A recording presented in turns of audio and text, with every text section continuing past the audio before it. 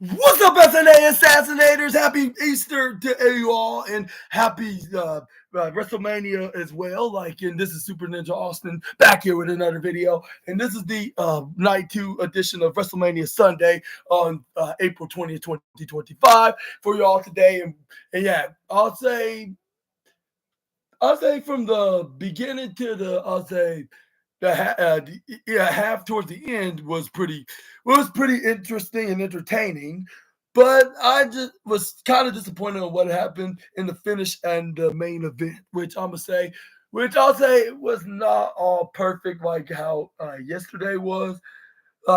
Especially with the main event of that night, which I believe everybody's going to give it a lot of backlash on how the main event match ended. But we're gonna be going in today. We're gonna be talking about what exactly went down. I'll say I'm still excited to watch the matches. I'll say I would give it probably close to the numbers of I gave it to yesterday. I'm gonna get into that in just a moment. We got most of the matches that happened, we got right, maybe except for two matches, if I'm mistaken. One, two. Yeah, maybe. Correct me if I'm wrong. Yeah, but yeah, we got some matches that were not like we predicted, but we got a surprise replacement for $1 Million Bailey to be Lyra Valkyrie's partner. And man, you would not believe who it was. Which the funny thing, I said that word when I just described you assassinators, which ties into the nickname of this particular wrestler. They have this was the last time they was in the match was against one of the two that were currently women's tag team champions, I should say. But I'm gonna get that in just a moment. We also got a surprise. We got a surprise appearance of a wrestler outside of WWE, as a world champion that became Randy Orton's opponent tonight. And also we got some we got a good underdog ending for a champion. And we got history was made in the wrestling business. And we got what else we had and we also got a new plenty of new champions as well, and much more, which we're going to get into break it down the list. But but in the other half, we got maybe one successful title defense, if I'm mistaken. Correct me if I'm wrong, assassinators. But yeah, make sure to hit that. But before I get into all of them, please make sure to give this video a like and a subscribe and share it with your friends and family for more of SNA's videos. Subscribe on his other channel at SNA Entertainment. Now let's get into the first match, which start off with the opener, which this was probably could have been the main event of night 2 if it wasn't for CM Punk, Seth Rollins, and Roman Reigns. Not blaming him, just saying just the fact of the situation. But anyways, this is where then we got the things that this was the next best thing in the opener. This is where then we got Bianca Belair and Rhea Ripley. Totally forgot that Io Sky was in the match. This is where we start arguing, going back and forth, saying yeah, and that women's world championship, I know it's mine. If it's a vacant champion rather than Io. This was hello, I'm right here, and this is where Io Sky was trying to tell, but this is where they keep pushing her off. Only for the Genius of the Sky had enough and start attacking both women until Bianca Belair hits her with the strike, throw it to the side. Then Rhea Ripley and Belair start going at. This is where Io Sky tried to go over Hurricane Rana, but then we got a counter. Bianca Belair tried to go over a powerbomb, but she pushed her right off the Rhea Ripley, which Rhea Ripley ate the Hurricane Rana when Io Sky landed on her. Is where he then his cartwheel drop kick onto what's her name to Belair when she I think she got her confused. When she was trying to hit it on Rhea Ripley. Then we got Rhea Ripley then directly in the face while in the crawling position to okay, now I guess it's you and me, Belair. And then this is where Bianca Belair's yeah, it seems like it. And this is where Bianca Belair tried to go over a clothesline, only for Rhea Ripley picks up her, hits with that face plant a face body drop maneuver. This is where she started going for a gut wrench lock. This is where she got it locked in a little bit until Rhea Ripley somehow escaped out of it. Went right to the upper left side. Bianca Belair goes for a kip up. Bianca Belair's yeah, And that's why she did like a kiss to the backside motions, which I think that she shouldn't have done that, considering her happily relationship with Montez Ford. Like the only person that she should be doing it to. But that's where then we got Bianca Belair go for a right hand to the face. I believe she made the marks on X and Reddit proud when she did that. But that's where and then once she spotted what's her name, Sky. This is where she goes for a moonsault. Then she started going for right hands to the face onto both what's her name, EO and Rhea. This where then but it's where you got EO Sky trying to pull on the ponytail Bianca Belair off. But it's where Montez Ford, I mean yeah, this is where the wife of Montez Ford, I should say, was like yo, like you don't want to do that because you know what happened to the last three women that tried to do that. But this is where we got Sky then try to go for the double or maybe double fire what's it called, fire head scissors when she got thrown right to the upper left side. She tried to go for a double pin sequence, but this is where Rhea Ripley ends up both her and Belair kicked out of it. Then we got Sky, then we got then was like, yeah, like she's right where I want her. And this is where then she goes for a call down to Bianca, but Bianca flips right over to the right corner slide, then throws her face first right onto the what's it called? Like right onto the outside. Then we got Rhea Ripley ends up like going right to the right corner slide, hits a cannonball right onto right onto Belair. This is where the Rhea Ripley was like, okay, I got one down, like and one to go, which I was amazed that you remember EO Sky's in the match. But this is where then we got EO Sky hits her over the moonsault springboard version of the maneuver, right onto Rhea Ripley, right into the ground. This is where we got the genius of the Sky that ends up what else? She throws Rhea Ripley right into the in the ring, hits a rolling flip into a double stomp right on the Ripley. This is where she tried to go for a pin. Ripley kicks out at 2.1. Then we got Sky was like, I got you right. This is where then Bianca Belair tried to close on, but she ends up doing that to Ripley, right when she was a train that won't stop. This is where then Sky, this is where Bianca was like, yeah, stay down to Rhea Ripley, but this is where Sky hit the surprise roll up, like in the sunset flip style, which is the most devastating move in all pro wrestling. But this is where Bianca Belair goes for a shoulder tackle onto the women's world champion. Then she goes to the left side. This is where Sky goes to slide to prepare. This is where Bianca Belair then go for cartwheel. This is where she told her to kiss the backside of behind her. But yeah, I'll say maybe like that you shouldn't do it in that way. Like best to say it like, which mostly makes it sound like a metaphor rather than literally. Like the only person that would like to do that is the one half of the WWE Tag Team Champions and one half of the Street Profits.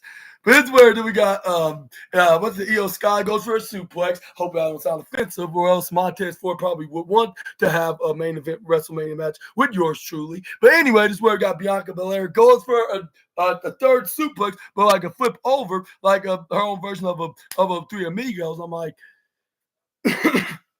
I said, if it was so, I'll say, no offense. I just think the one that you wrestled at WrestleMania a few years back, it does it better, with all due respect. But this is where we got Rhea Ripley starting some axe handles when she was trying to go for a springboard flip moonsault majiggy. But this is where she got hit in the axe handle. EO Sky goes for a sliding hurricane rana, but Bianca picks her right up. Then she swings her right into with her like in the wrapping onto her legs, swing her head part down her upper body right into the barricade. Then Ripley hold on to the top part when she try to do it again. It's where they knock her off. This is where Rhea Ripley boots Bianca right to the bottom corner side.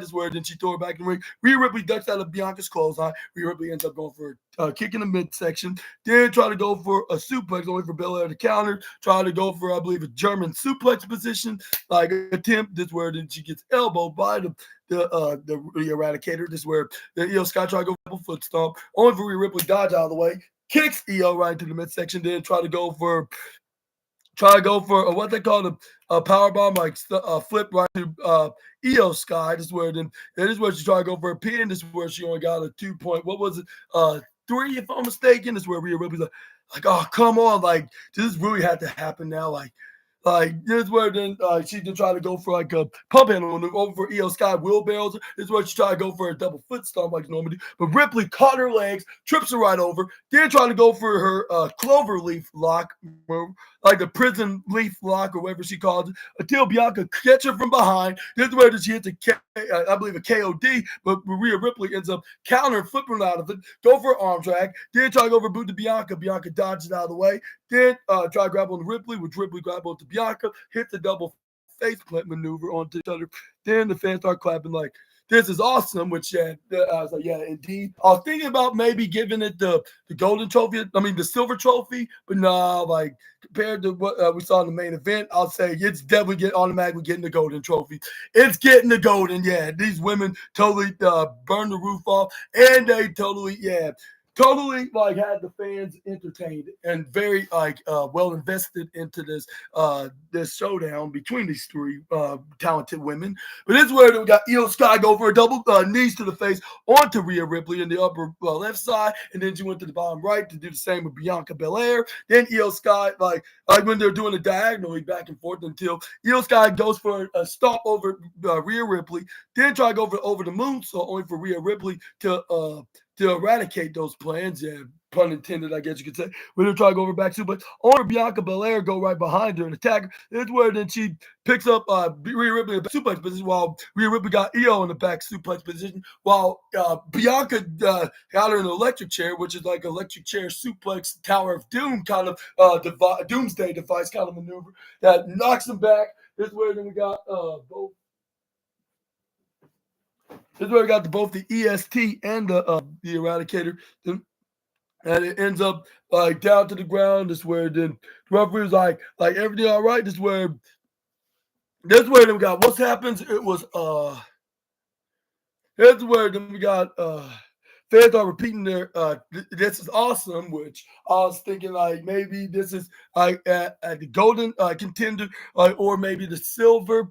But I'm giving it the golden. It's definitely getting golden. But let's get.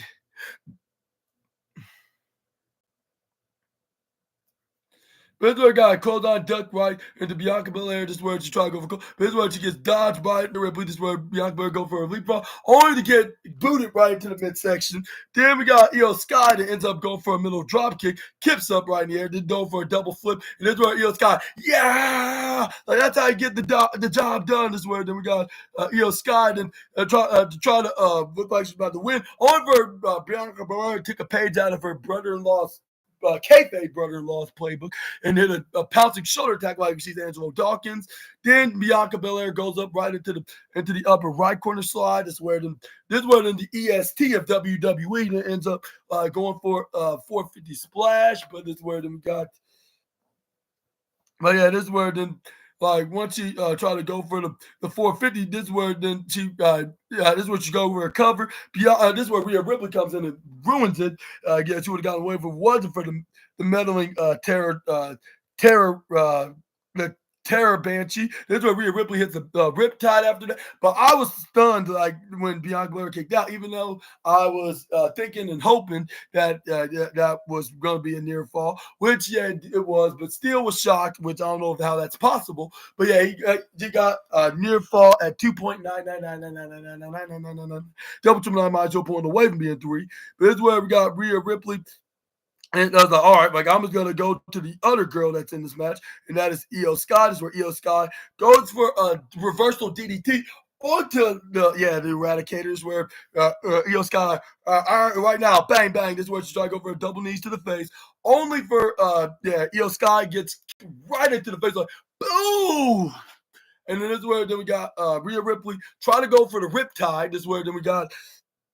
Or I believe something like that, like when they're going up in the top rope. This is where we got Rhea Ripley that ends up trying to go for a slammer down to the ground. This is where the fans are cheering like, do it, do it. This is where then Io Sky ends up hitting her with an arm drag, which I think the original plan was a Hurricane Rana, but she had to improvise where she tried to go for the over the moonsault. This is where I believe she successfully hit the maneuver. No, Bianca Belair, Rhea Ripley hit a boot right into her face, like boom, and this is where Bianca Belair caught her, hit the KOD onto her. But yeah, she probably got away with it yet again if it wasn't for Rhea Ripley meddling yet again. She returned it to Britney Spears, and this is where then she rammed into her, like boom, and knocked her right into right into her. This is where then we got the.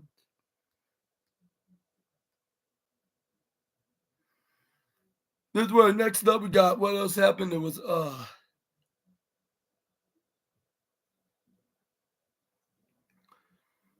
but this is where we got Rhea Ripley. Then it was like, oh, like, I can't believe I just did that, but luckily I just did. This is where Bianca Belair was very pissed off. Like, yo, I'm gonna make you wish that you never stopped me from winning my how many times world champion? My four-time champion. To become a four-time champion, like I work harder than you. I wrestle better than you. I even look better than you. And this is where then like only somebody desperate would like to say something attractive about you. This is where then Rhea Ripley slapped her, but this is where she had the right hand, but Rhea Ripley went hand right back at her. This is where then she got run up to Ripley. Ripley boots her in the face, but this is where Bianca Blair's like, you're gonna regret that. This is where Bianca Blair flips. I mean, this is where she runs up to Ripley. Ripley pulls up the ropes. This is where she runs right to the right corner apron. This is where Ripley throws Bianca Belair right into right into the turnbuckle. This is where Rhea Ripley ends up trying to go for what they call a suplex, I believe, but it's where Bianca Belair counters, trying to hit some right hand to the midsection. This is where then we got what's her name, Bianca Belair. Then was hitting them right hands like boom, boom, boom, boom, boom, and this is where then. But this is where Rhea Ripley then fight right back, hits some right strikes, and then including a headbutt on top of that. This is where we got what else happened. This is where we got Bianca Belair. It ends up like Sky go up right up on Rhea Ripley, try to go for Poison Rana, only for Rhea Ripley to counter her up, hits her with what they call her signature move, that electric chair face buster, with Sky face first in the unforgiving top of the ring post. This is where then we got Bianca Belair hits a KOD. This is where she was about to get a 3 when she got a 2. Or well, actually she tried to go for the KOD, but this is where Rhea Ripley flip right out of it. This is where it starts slugging it out. This is where the and I think this is like probably how many the time like this is the third time wasn't the charm, but it wasn't guaranteed. The second time, the first time was a dud, unfortunately. This is where it started throwing fists right into each other's faces until Rhea Ripley tried to go for it, riptide. Then we got once you try to go for it, this is where Bianca Belair flipped right out of it. Then she whacked her right to the midsection like she did to the likes of Becky and Shayna and Sasha. Like, and this is where she hit the KOD like she did to those girls. I'm surprised I said one of their names, but this is where we got Bianca Belair. Then try to go for the pinfall. She got the Grand Slam, but not the Grand Slam guarantee like how Io Sky did when she get those for a moonsault. 1, 2, 3 pin Bianca, which I believe this is the first ever WrestleMania loss that she took the pinfall before. But yeah, still your women's world champion, Io Sky. Give her 5 stars. Give her flowers. She totally deserves it. Even though as much as I would like to see like girls like Bianca and Rhea have their moment, I think it was time for Io Sky. And I think she broke the Japanese curse, like for like a Japanese wrestler for like over 20 years ago. Like the last time a Japanese wrestler won was like somewhere in the early 2000s. But I think Io broke this curse in the mid 2020s, like with this match against against what's the name, Bianca and Rhea, like with them like proving that she's more than just the third wheel and the underdog. Like she's the fan favorite. Like and that's what helped her motivate her of retaining her women's world championship. And do you think they made the right decision, like to beat Io, or do you think it should have been somebody else completely different? Let me know down in the comment section right down below. But again, congratulations to the former to the current damage control and current women's world champion. But it's where to show like all the celebrities that is in attendance tonight. Like we saw Favor Flay, we got Vanessa Hutchins, we got who else? The UFC fighter and like no the bantamweight champion, the Lissavi, yeah. And that's where we got and the kid, yeah. And he was there with his son. This is where we got, Katie Chips was there, of course. Quavo was there, and name all the celebrities that are in acting or rapping, like music in general, or even like in MMA fights. But next up, we have the Sin City Street Fight match. Let me know. But excuse me for a moment before I continue to that.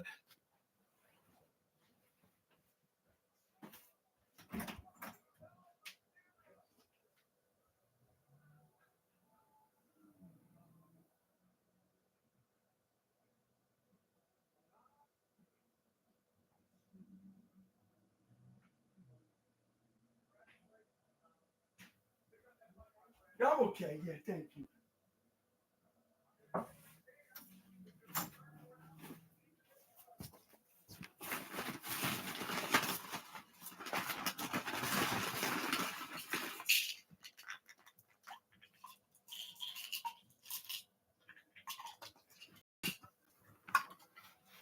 All right. But anyway, we got next up, yeah, Drew McIntyre versus Damian Priest in the Sin City Street fight.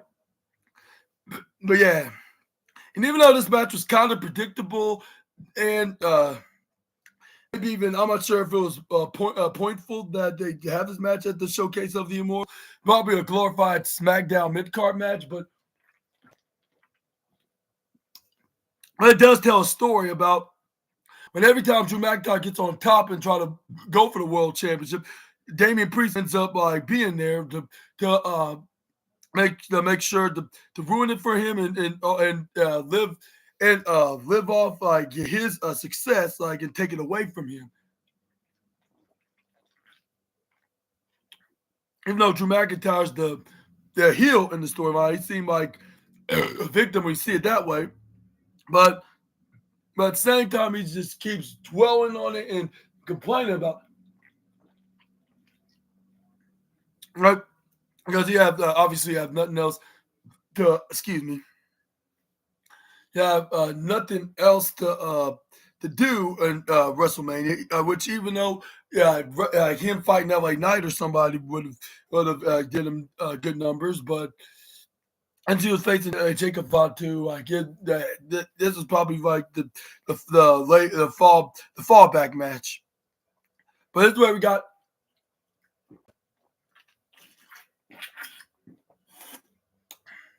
the match, and in the end, it was a payoff, which I think it should end at this rivalry. But that's where we got a pretty cool performance by the guy that was like played the music of Damian Priest live, like in the performance. We saw like Drew McIntyre look like a gladiator warrior, like with his special WrestleMania gear. And yeah, this is where then we got you get the matches where Damian Priest look like some kind of a I'll say like a dark winged angel if I got it correctly. That's like that just takes you to the gates of hell, basically. Yeah, I should say. But yeah, let's get into the matches where we got the what started off. I'm trying to remember. Like after like the guy that played the guitar like was getting into it, like get into the music, like just like how the guy that sings Randy Orton's theme song, I hear voices cry. Back at WrestleMania 30, like 11 years ago, which I mentioned yesterday, that Living Color was kind of like that with CM Punk's theme, more chill back at it. But this is where they got the street fight match started on the out. I mean, started inside the ring, but they took it out inside the ring with Damian Priest. Started letting Drew McIntyre have it and started sending him right to the barricade. And hit a super kick followed up after throwing him right into Barry's tombstone towards the bottom side. Then Damian throws Drew right into the upper left side, hits the elbow strike. Then we got Drew McIntyre hit the double hands to the throat. Then Drew McIntyre go for a suplex, only for Damian Priest to was like, my back. And this is where then we got Drew McIntyre oh, like the pain is yet to come. And this is where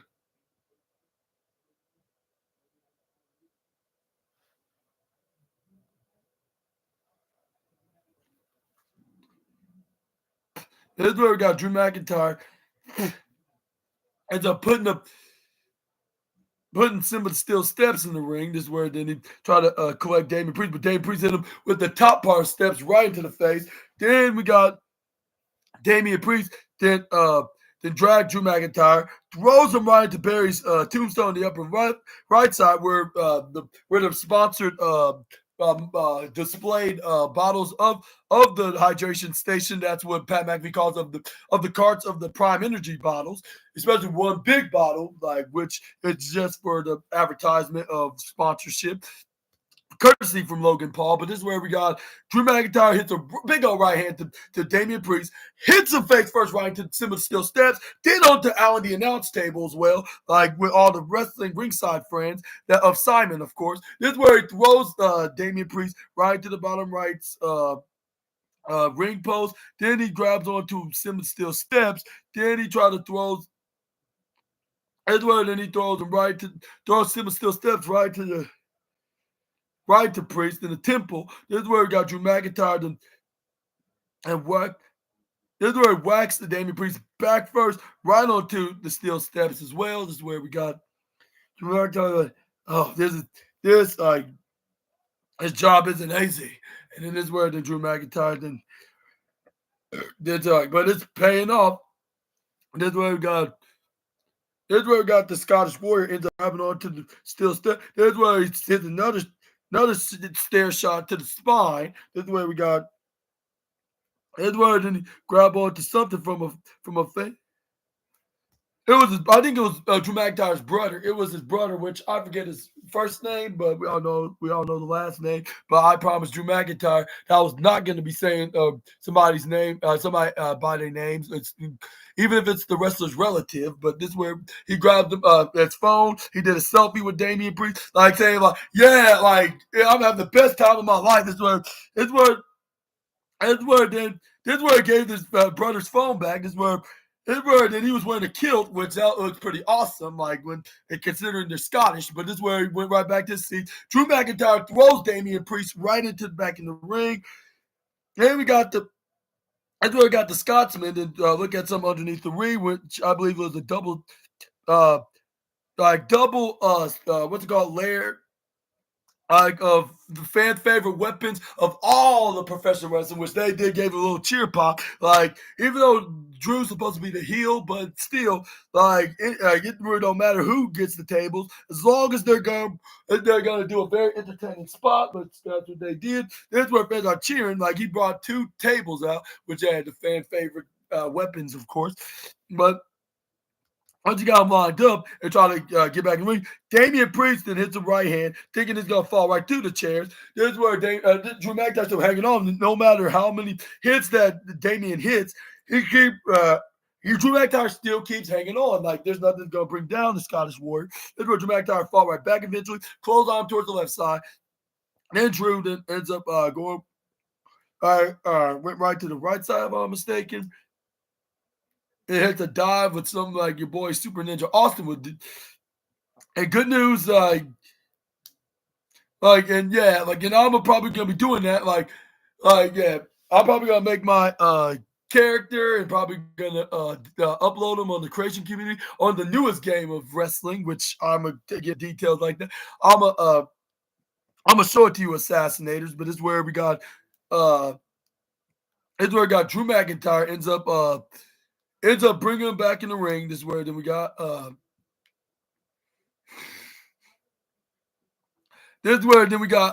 name? Drew McIntyre ends up trying to go for a Claymore kick. This is where then he was getting an attempt to do the maneuver. But you know the rules in professional wrestling. If it don't work the first time, it's gonna be a guaranteed second time. That's what's kind of the case here, because at first Damian Priest threw the chair right into his face, but Drew had to not slow down Drew McIntyre to go for a second time. Claymore kicking him out of nowhere, giving RKO a run for its money, which I believe that you could bet on that. But we're going to get to that in just a moment. Drew McIntyre tried to go for a pin, but Priest ends up kicking out at 2.7, if I'm mistaken?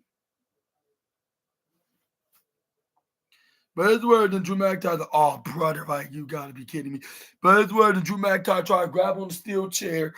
And this is where then we got him start trying to whack him with the chair, which he did to Damian Priest, to start repeatedly hitting him right in the back with the steel chair, like boom, boom, boom. And this is where then Drew McIntyre just tried to wedge it around his head and try to end him once and for all, like something like his tried to pull a number from how his arch rival, the chick magnet man himself, did to the charismatic enigma man Jeff Hardy. But this is where, like, once you try to attempt to go for what's called a chair right into the neck of of the Punisher and the Archer of Infamy. They're like with him trying to go for a Claymore, which it looks similar to what it also did to Rollins and Reigns' imaginary brother. However, Damian Priest caught him, hit the South Heavens, chokes him, but still standing. This is where I believe he's trying to be safe, even though like he's supposed to hate the guy, but that doesn't mean they're trying to purposely injure the wrestler. But this is where they try to go for a pin, but this is where it only gets a 2 point. What was it? 7. When he hits him, and this is where then we got Damian Priest like, okay, like he's like, if it's not a 3, then I'm just gonna continue to have fun. Since like this is a no disqualification contest, like I'm gonna take advantage of every opportunity. This is where he start doing something like whacking Drew right in the back with the steel chair, returning the favor onto the Scottish Warrior, which that's what Michael Cole even admitted that he's basically doing here. This is where we got him just did it like probably a good 5 to 7 times, then wedged it right into the ring, right into the ring pole. I mean rings, the rings turnbuckle, right to the upper right side. Drew McIntyre had a double A spine buster or the spine dime buster, or whatever you want to call it. But this is where we got Drew McIntyre to grab a table. This is where he got it up. This is where we got Drew McIntyre goes up and they try to go for an avalanche maneuver, maybe a they call it a Celtic Cross, but Damian Priest hits the Razor's Edge, landing it right onto Drew. This is where he tried to go for a pin. This is where it got him almost a 3, but Drew McIntyre amazingly kicked out at the final second. This is where it was at 2.999, 999999999, double triple nine minus 1 point away from being 3. And this is where I was like, dang, like, even though I was thinking otherwise, like I was starting to believe that this was going to be the finish. But this is where then we got Damian Priest took off the suspenders off of his gear. This is where then he was like, "Let's get ready to punish you once and for all. Like no more funny business." And I was like, I guess Drew McIntyre got it right about him being a certain version of an Undertaker, which I'm not going to get into because it sounds offensive. But this is where then we got Drew McIntyre to try to go. But this is where Drew McIntyre gouged him in the left side of the eye. This is where he tried to take out the eye, but luckily wasn't successful. Like, realistically, of course. Even though Drew McIntyre got something hit in his eye when the Damian Priest hit that South of Heaven's choke slam. Like, he got that black windshield thing, part of the windshield right onto his eye, but luckily they immediately removed it, and he had to wear an eye patch for a week or two. But anyways, Drew McIntyre then ends up going for the Future Shock DDT onto Damian Priest, right onto Simba Steel steps. But however, Damian Priest still kicked out at 2.999, 999999999, double triple nine minus 0.1 away from being 3. Then this is where we got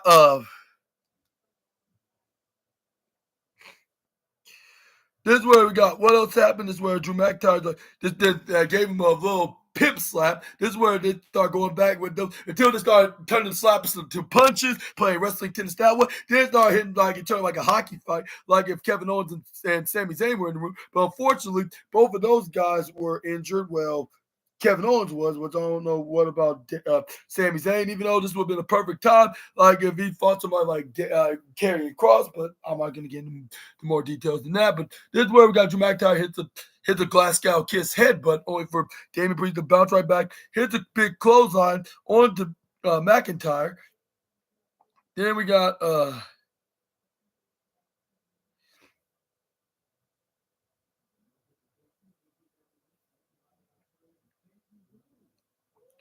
but it's where we got Damian Priest ends up trying to try to grab onto him. This is where he tried to go for South of Heaven's chokeslam. This is where, but this is where he didn't try to go for a wrist lock. This is where it goes up right up on the top rope. This is where then Damian Priest that goes up right on the top rope, start walking, going old school like if he's his own version of the Undertaker. Only for Drew McIntyre to push him right off, throws him right through the table. I'm like, oh my God, like he really threw him directly without hesitation. Like, yeah, like I was like, that was like my dad would say, like if he was watching this, he would have said like he if he was like, he would be like if he was a normal person, I would have killed him. Like, yeah, like these are trained professionals, so yeah, of course yeah, that's not gonna like even for being breakable, like yeah, like But yeah, this is where Drew McIntyre got back up. This is where then he was like, okay, get back in the ring. This is where then Damian Priest probably barely knew it was Sunday or even WrestleMania Sunday and Easter Sunday the same day, which is the first time I saw WWE WrestleMania, like the holiday and the event being on at the same time. Drew McIntyre ends up hitting the Claymore right onto Damian Priest, right into the head, onto the chair that was wedged into the. Which I was like, hopefully that's gonna be like that in 2K25 whenever I start playing that game. But once he hits the Claymore, or even 26, like you can do a maneuver if you have a runnable signature finisher. Hopefully you can hit that particular maneuver right directly into that corner. But this is where we got Drew McIntyre hit a Claymore, goes for a pin. He gets the 1, 2, 3. You winner of this match, Drew McIntyre. Yeah, like I said, like I'm not sure if it's what we did not like this match at first to be on WrestleMania, like due to the lack of, I'll say, interest, like, of course. But given that we've looked at it and they explained why they're doing this, I was like, now this is where we start understanding. And now we really want to see this, and we're glad that we did. And we get have a story to be told, like, and have an ending into it. They may not be a happy ending to most people, but sure as hell was for the Scottish Warrior himself, which I'm happy that he is. Yeah, he got his moment. Yeah, congratulations to the Scotsman. But yeah, let's move on. We got a fatal four-way match between Braun Breaker, Penta, Finn Balor, and what's his name, and Dominic Mysterio. And let's say Dom and Finn did not really split from each other. Much rather probably.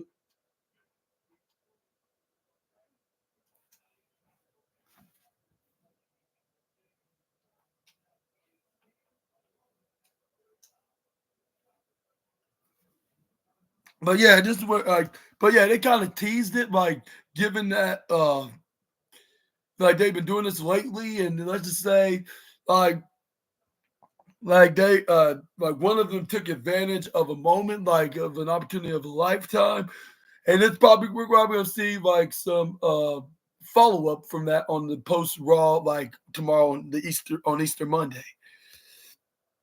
But anyways, yeah, this is where we do get the match. This is where then we got all four men like didn't waste no time. This is where they just immediately like just start going at it with one another. This is where we got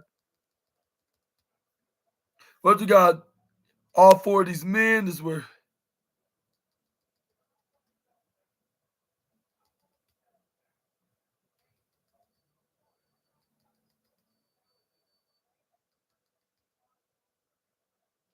But yeah, we got let's see.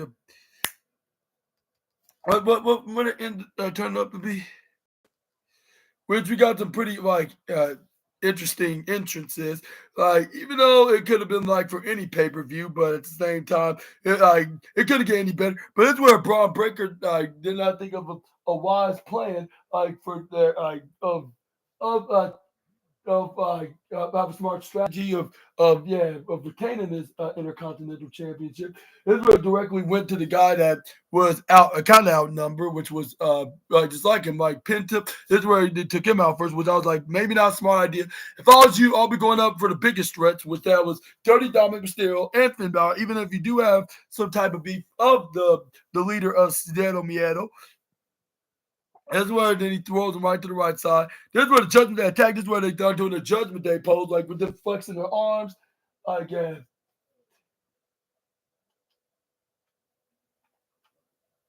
But this is where we got Penta go for a crossbody on the Dirty Diamond Smear, and then hit a hurricane right on Finn Balor. Then we got Dirty Dominic Mysterio that gets foot right into the left side. They go for a dive onto both, what's the name? Onto both Finn Balor and Dominic Mysterio. This is where we got. Yeah, Penta's like, yeah, we settle. That's where we got Braun Breaker. It came from the left side, or no, it was the top corner side. Hit the flying shoulder block right onto Penta. This is where we got.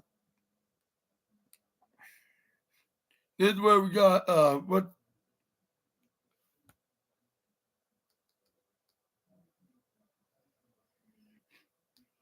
Let's go ahead, Penta and Braun Breaker start going at it, strikes into each other. Then we got Penta was doing the Seattle Miedo. Then we try to go for a springboard, only for Braun Breaker to hit the spear. This is where Braun Breaker to try to go for a gorilla press slam onto Finn Balor that was coming his way. This is where we got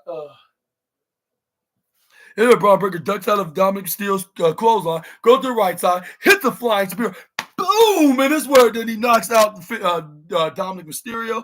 Then he try to go for a pin, only for Balor to break it up. This is where Braun Breaker's like, you stupid, like, son of a, like, it is where it did, like, now, Braun, like, it is where it did, yeah, it is where, like, we could sell this in a more calmer way. It's where Braun Breaker's like, how calm, can you say, like, when you, basically just cost me, a shot to retain my championship, as I should have done. This is where we got Braun Breaker start hitting his shoulder right to the midsection onto,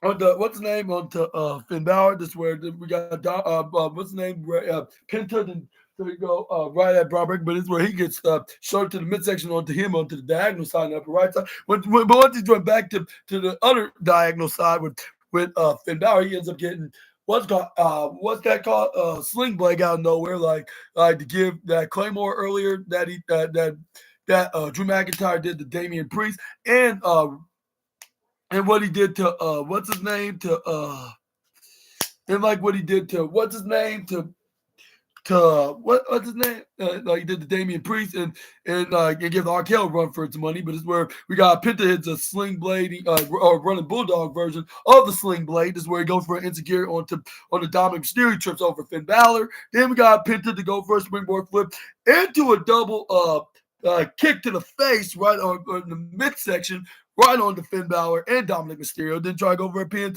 only for it to be the Finn Balor to kick out at 2.7. This is where we got Penta to go for a strike right into the midsection. He's like, my gut. And then this is where the Penta's like, too bad. Like, you shouldn't have been causing trouble. Like, all the took it a bit more easier. This is where Penta's like, Seattle, Miedo. And this is where he gets the sacrifice, which is the signature, by the way. This is where we got Penta to try to go for the Penta driver. This is where he picks him up, slams him, into the ground until Braun Breaker, preventing him from doing that. But Rich Rider, he hits it like a sideways first while Braun Breaker gets a German suplex onto Penta. And then Braun Breaker's like, I just killed two birds with one stone, or more likely one gutless fish and a leprechaun with one bite out into the rear end because I am the dog. And this is where Braun Breaker then looked directly at the eyes of Penta, try to go for a spear, only for Penta to move out of the way. He hits the shoulder first right onto the post. Dirty Dominic Steele takes down Penta, hits the springboard senton, then starts stomping onto Braun Breaker. This is where it looked like it feels like some type of tornado tag or a handicap triple threat match rather than a fatal four-way match.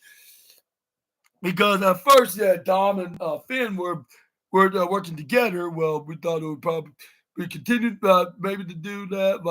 Not like really like exactly, but at least like this is where we can see them have a disagreement, and this will probably cost them at the championship, or at least.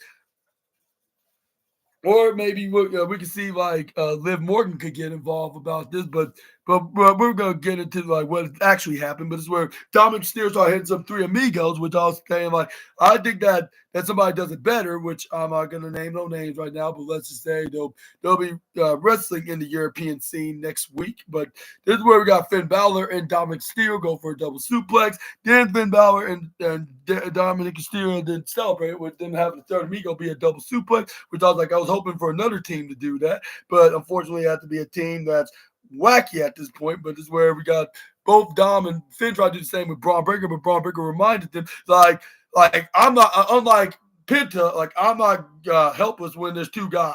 That make me more stronger and make me turn into three men, taking out all the members of the Judgment Day. And this is where it is, the belly-to-belly suplex on the Finn, and then the Dominic, and then we got Braun Breaker to go for a clothesline onto Finn Balor. Then we got him going up right at the top rope. This is where we got Dominic Steele trying to go and run an attack of Braun Breaker, but Braun Breaker ended up hitting the clothesline. Then Braun Breaker went up to saluted to the fans.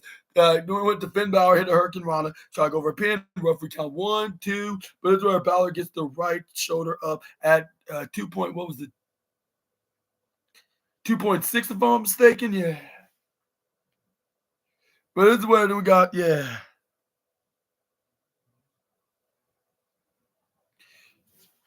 And this is where we got Braun Breaker there. I'm like, yeah, okay, yeah, I get that time now. Here's where I try to go for a spear, only for that to be unsuccessful, which he must have been double cursed. He gets drop kicked by Finn Balor, right into the midsection. This is where we got pinned to go for a super kick onto Finn, but Dominic gets a middle drop kick right onto the luchador that has zero fear. But this is where we got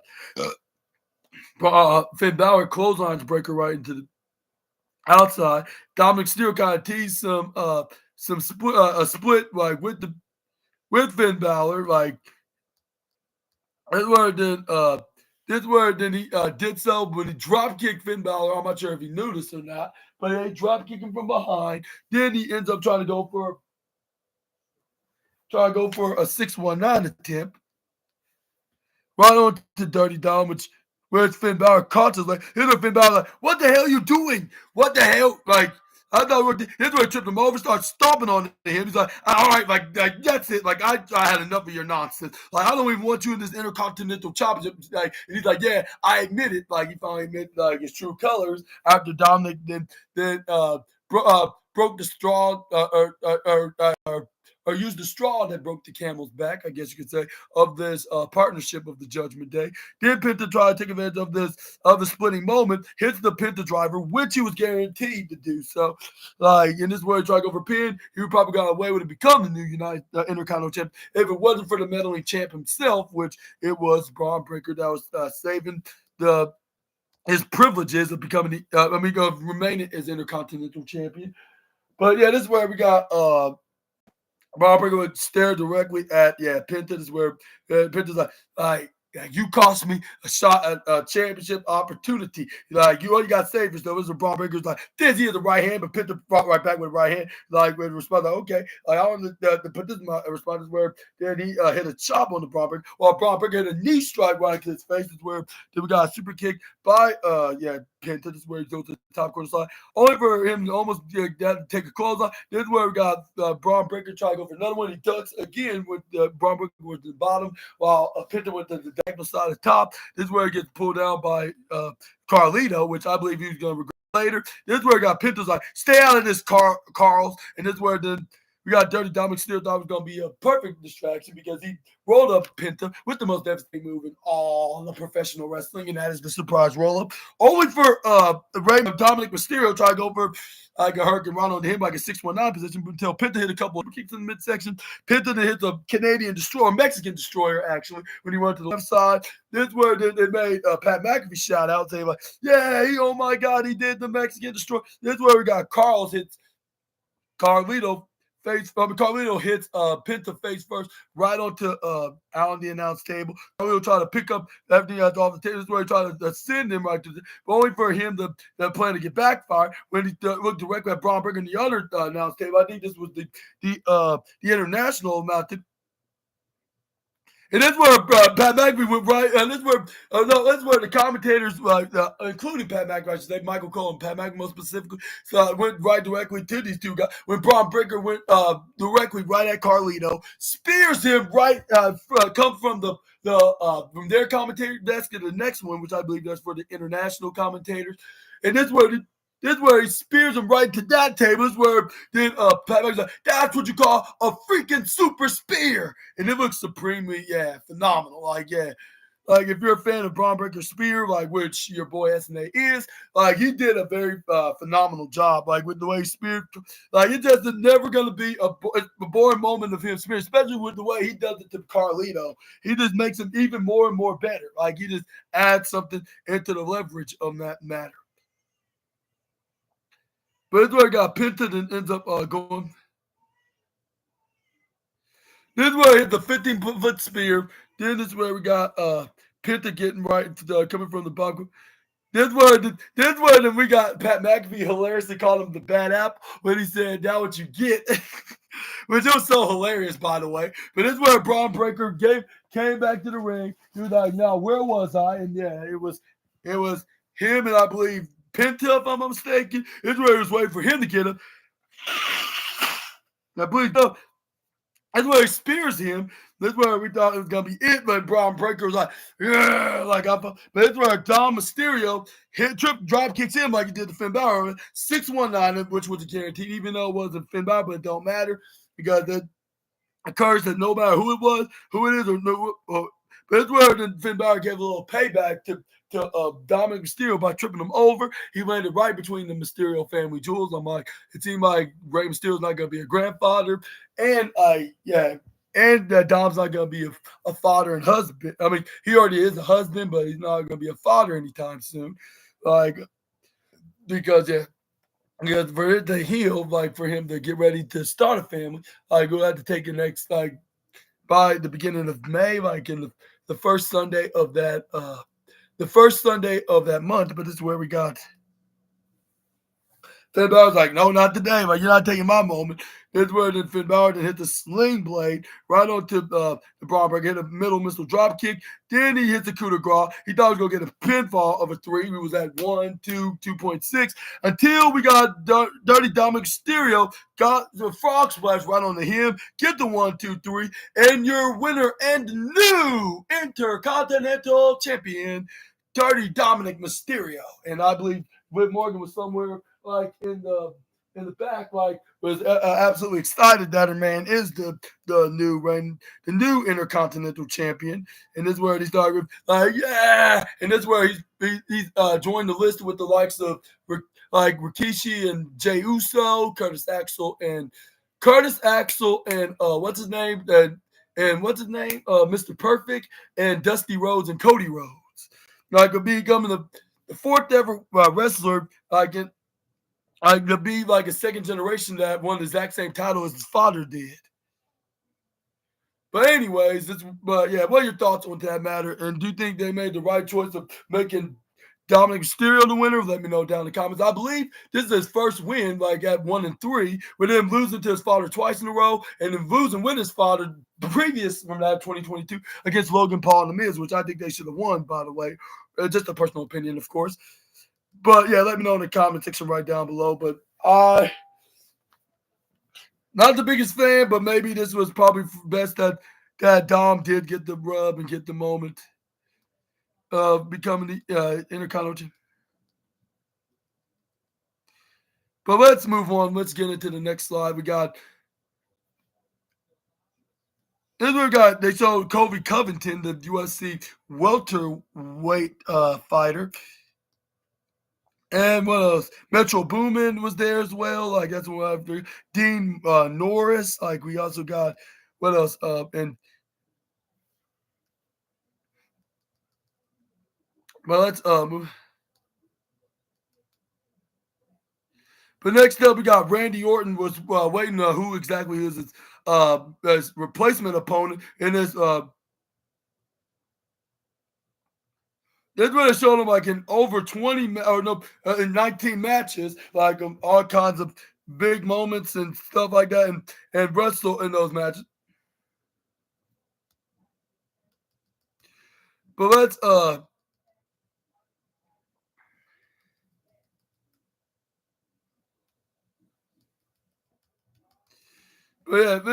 but next up we got and this is where you won't believe this is where Randy Orton's like, we're finally here at WrestleMania. Like this is where then and I'm here right now. Like I said, I'll be here at WrestleMania. Like I'm all ready to go. Now I want to find out right here, right now, who exactly is my opponent, who's gonna be coming through that curtain. And I'll tell whoever it is, I'm gonna tell you, like they will get the WrestleMania moment. Like with the 20-year vet like me, he's like it's gonna be courtesy, but by the three most devastated, dangerous letters he's called of all the sports entertainment / pro wrestling, and that is the RK. He out the fans that say the rest, which is the O part.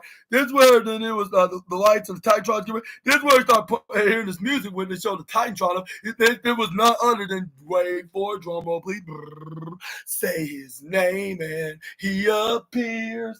I believe in Joe. And then it was Joe Hendry that was in the stage, holding the TNA World Champion, like waiting for him to give him a fight. And then even though this was a short match, and this is a match that was probably random, but at the same time, it was somewhat like very.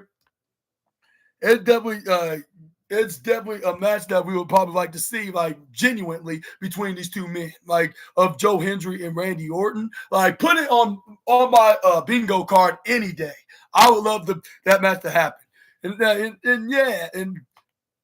And at first I was thinking like maybe it could be my boy Simon Miller, but then again I don't think so. Like I was thinking like maybe it could be Rusev, maybe if they're desperate, Aleister Black, which obviously that did not happen. Neither of those.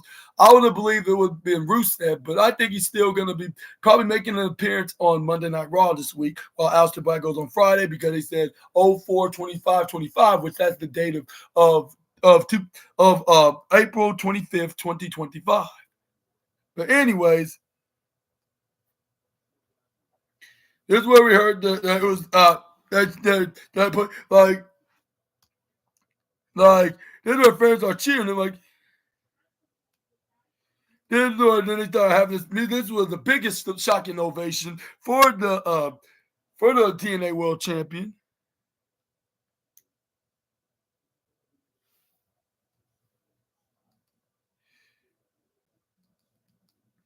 But this is where Randy Orton couldn't even believe it. He's like, man, this guy. Like, I would have eventually would have thought of facing this guy in the future, but only when he's like a full timer here. And this was like, but at least it's better than nothing. I cannot complain. Like, I'm not even complaining right now. Like, I'm actually very looking into this match, and this is where they were.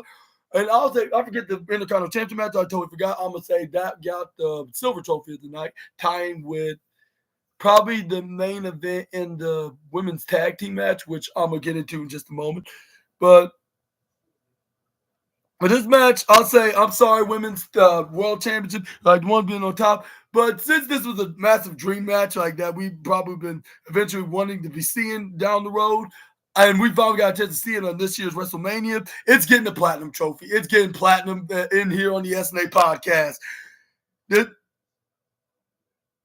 And our fans start cheering, like half a cheering for Joe and the other half cheering for Randy. This is where Joe Hendry was like, "Well, you want this match, Randy? Like, are you gonna try to promise me a move that's gonna make a name for me?" This is where the Randy was like, "Well, like, how am I gonna do it? Were you expecting it?" And this is where then Joe Hendry like did not expect for. So this is where he tried to go for RKO, but Joe Hendry didn't remember the expected happen. This is where he tried to go for the surprise roll, which is the most devastating move in all the professional wrestling. This is where Joe Hendry was like, yeah. It's where they got Joe Hendry. Like, okay, like, you got any other moves that you got other than RKO? This is where then we got Joe Hendry, then caught him with a DDT, only for Randy Orton. The wrist lock countered and hit a shoulder tackle. Then we try to go for a clothesline. This is where Joe Hendry does go for a neck breaker. And this is where Pat McAfee still cannot believe he was in this week. Like, what the hell are you doing at WrestleMania? This is where fans are clapping. And a quick thing I want to tell you, assassinators. Like, I totally forgot. Like, it was a fellow YouTuber that said like maybe it could be Joe Hendry because he even made a response next to the likes of Karrion Kross of being the replacement. But we thought it would probably be impossible that for not that to happen, but it ended up doing so. This is where fans are doing a clap, like of believing in him. This is where they try to go for like a choke slam. Only for Randy Orton's like, you're forgetting I'm more taller than you. I'm more bigger and stronger. He's like, even though you are pretty impressively built, but not as bigger than your resident Viper. This is where he poke him in the eyes, even though he's a babyface. Well, I think he is. Like, but he kind of showed signs like they could be any role, like when it comes to fighting in this match. But this is where then we got Randy Orton go for a clothesline. This is where he then turned to like a heel to a face. Ends up clothesline, duck out of Joe Hendry's clothes. Go. This is where Joe Hendry tried to go for clothesline. Randy Orton ducked. He waited for him to go from the right bottom corner side to hit a power slam. This is where Randy Orton to go for a spike DDT. This is where he ends up doing so, dropping him right to his head. Then Randy Orton then ends up trying to go for the 3 most dangerous letters that he won. Anybody that challenged him into a fight. But unfortunately for Orton, it did not work the second time, which he must be double cursed, but no matter. But luckily, like, he can sneakily get the third time's a charm. But when he tried to go for RKO again, this is where Joe Hendry caught him. This is where then he picks him up, try to go for a fallaway slam. This is where then Joe Hendry then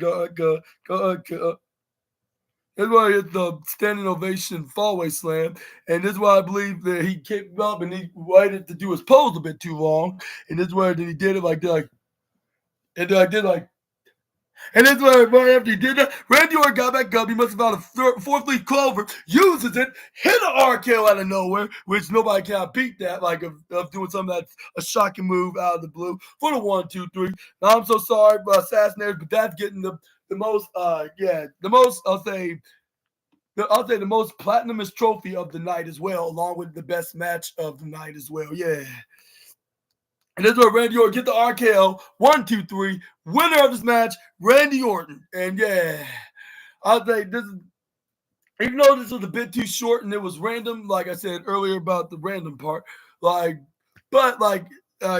it, I'm not gonna mind it. I'm not gonna say it was not needed. Like, come on.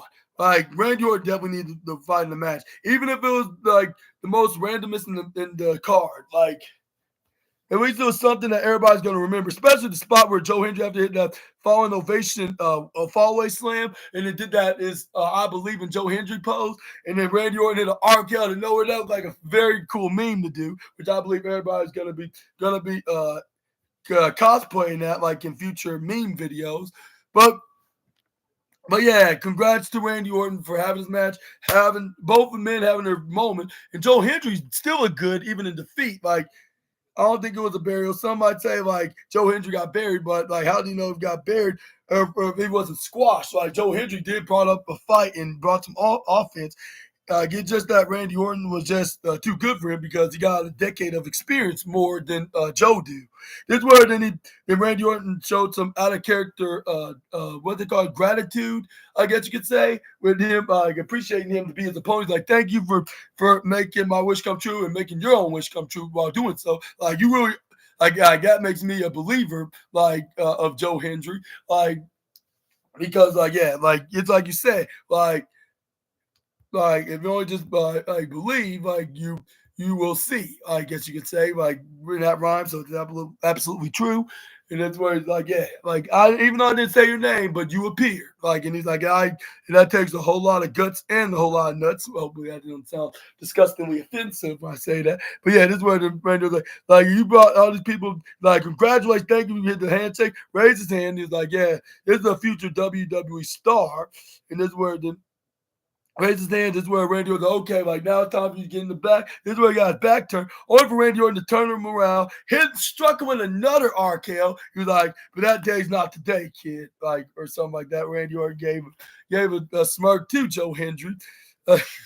Which, yeah, should know that our good old friend, the Viper, was going to do that. But this is where then stand up tall. Yeah, like I said, platinum trophy of the night. They picked the perfect opponent for Randy, and they did a perfect ending, like, especially with a very memorable ending, which not only gonna get the platinum trophy of the moment and the platinum for the best match, but it's also getting for the goofy wrestling as well. And you know how I feel about that. Like, and if it fully satisfies me, it's definitely gonna get that platinum coveted trophy.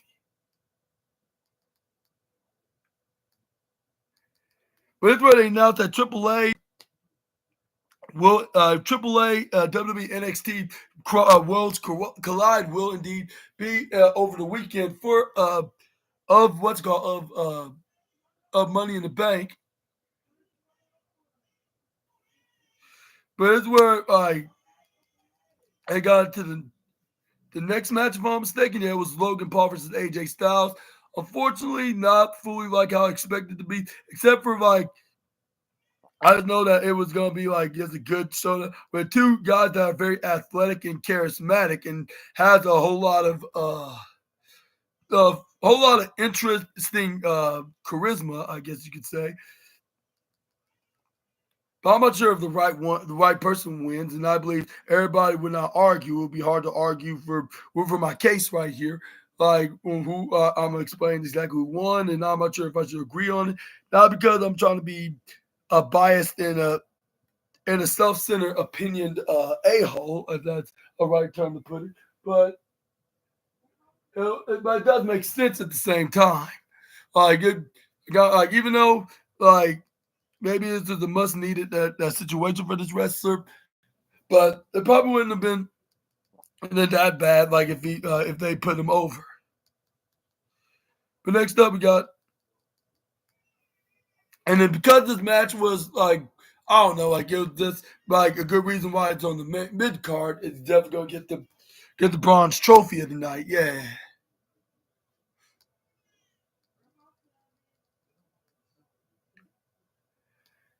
But next up, we got Logan Paul taking on AJ Styles with them grappling like, "Urgh!" Like it's where he pushes Logan right to the upper right side. Then he go. This is where Logan Paul pushes Seth Rollins right.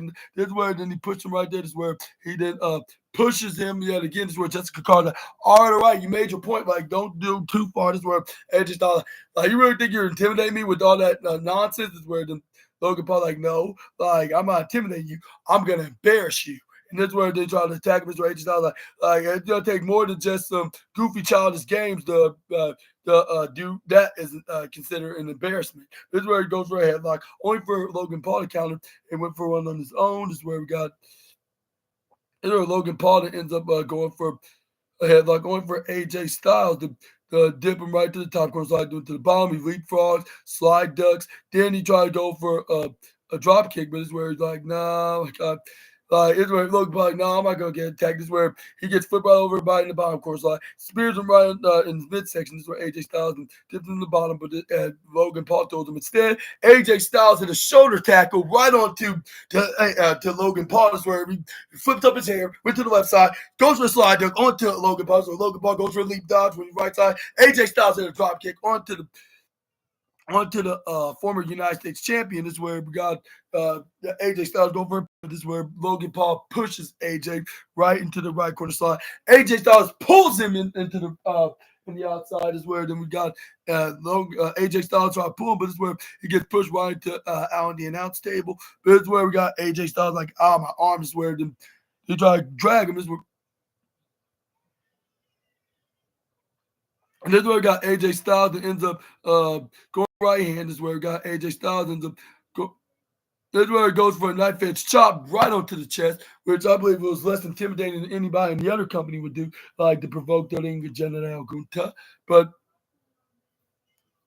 this is where we got AJ Styles and go up right on the top rope. This is where it's a double running knee right into the face onto Logan Paul. But this is where we got AJ Styles that ends up and like, yeah, like that's what he deserves for being such a mockery, which some of y'all agree. This is where fans are agreeing, and then start cheering for AJ Styles' name.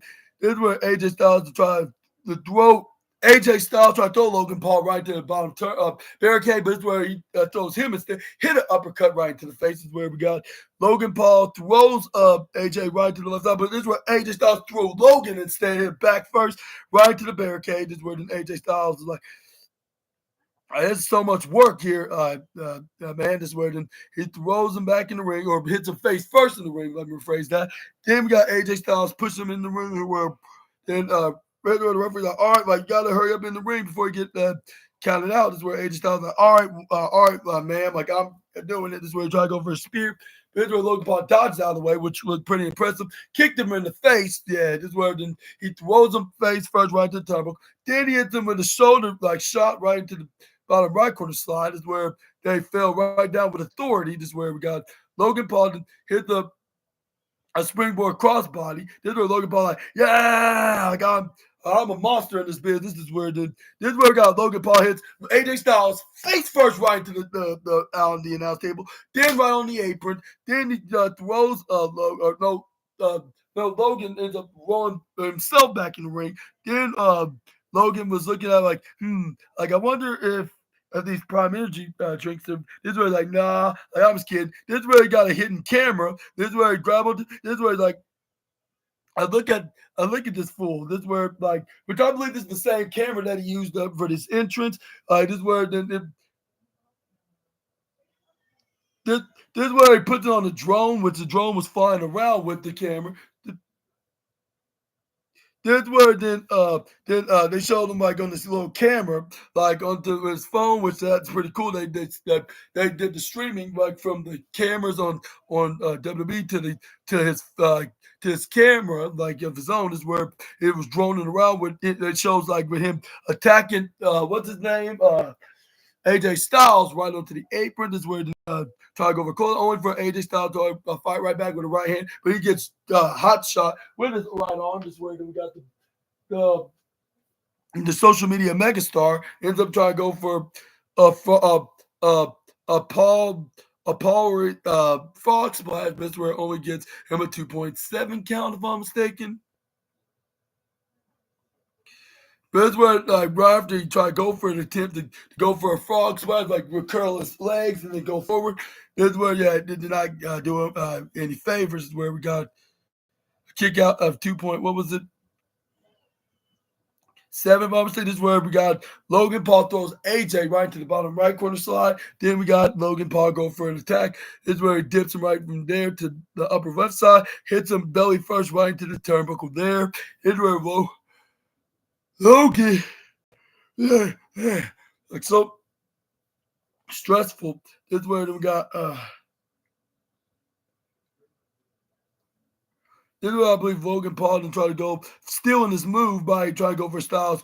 Well, no, I think he had the overbomb is where he tried to go for pin. Only for AJ Styles to grab onto the rope, and but he was having trouble doing his right hand, so he did his left one, which regardless, even if he was not successful, grab onto the ropes, he technically kicked out because the shoulders were up. But this is where we got Logan Paul like, okay, he thinks he's all smart now, is he? And this is where we got.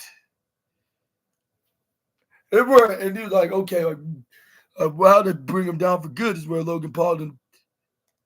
What movie hit like this? Where then AJ Styles directly attacked him, went right to the upper right corner side, just hitting the right hand. This is where Jessica Carl's like, all right, calm down. Like, no, like don't continue to do this. Like, this is where they start counting like this until he finally stopped at 4. This is where we got Logan Paul elbows him when he tried to go back. This is where he go for a springboard moonsault. He kick out 2.7. Both men were down. This is where we got. This is where Logan Paul was right on top. This is where Logan Paul then Irish whipped him right to the upper bottom right side. But AJ Styles stopped him by putting his. This is where oh, he did that to the wrong fella here. This is where then he. This is where AJ Styles did a clothesline after hitting them strikes. And this, on to him, this is where he goes for another clothesline. This is where then he hits them elbows, then kick back elbow. Then a drag over discus clothesline like you normally do with the comeback. Then AJ Styles caught him up. Then this is where then we got hit him with that neck fireman's neck breaker maneuver that he always does to the opponent. Follow up with a snapmare forearm strike right to the face. Then we got AJ Styles. Then okay, that was taken care of. This is where. If I close on, man, you hit talk over a brain buster if I'm not mistaken, but it's where although he did do a brain buster, he hits him right in the back of his head. This is where we got try to go for a pin. This is where we got Jessica Carr count 1, 2, only a 2.9. Like this is where we got. This is where we got the phenomenal one that ends up trying to go for Styles Clash if I'm not mistaken. This is where Logan Paul for Bradley, kick him in the gut. Then he tried to go for that polarizer, but it's where AJ Styles counter out of it. You know the rules of professional. So if it don't work the first time, then wait until it's like guaranteed. Is where AJ Styles did a back elbow when he tried to attack him in the upper right side. AJ Styles to follow that up by going for the phenomenal forearm or for something like that. Logan Paul caught him right into his shoulders. Then he tried to go for, I believe, like a mega fireman's play Follow with springboard moonsault right onto AJ. This is where I try to go for a pin, only for AJ Styles to get the right shoulder up. This is where we got it. But this is where then both men were down. This is where we got.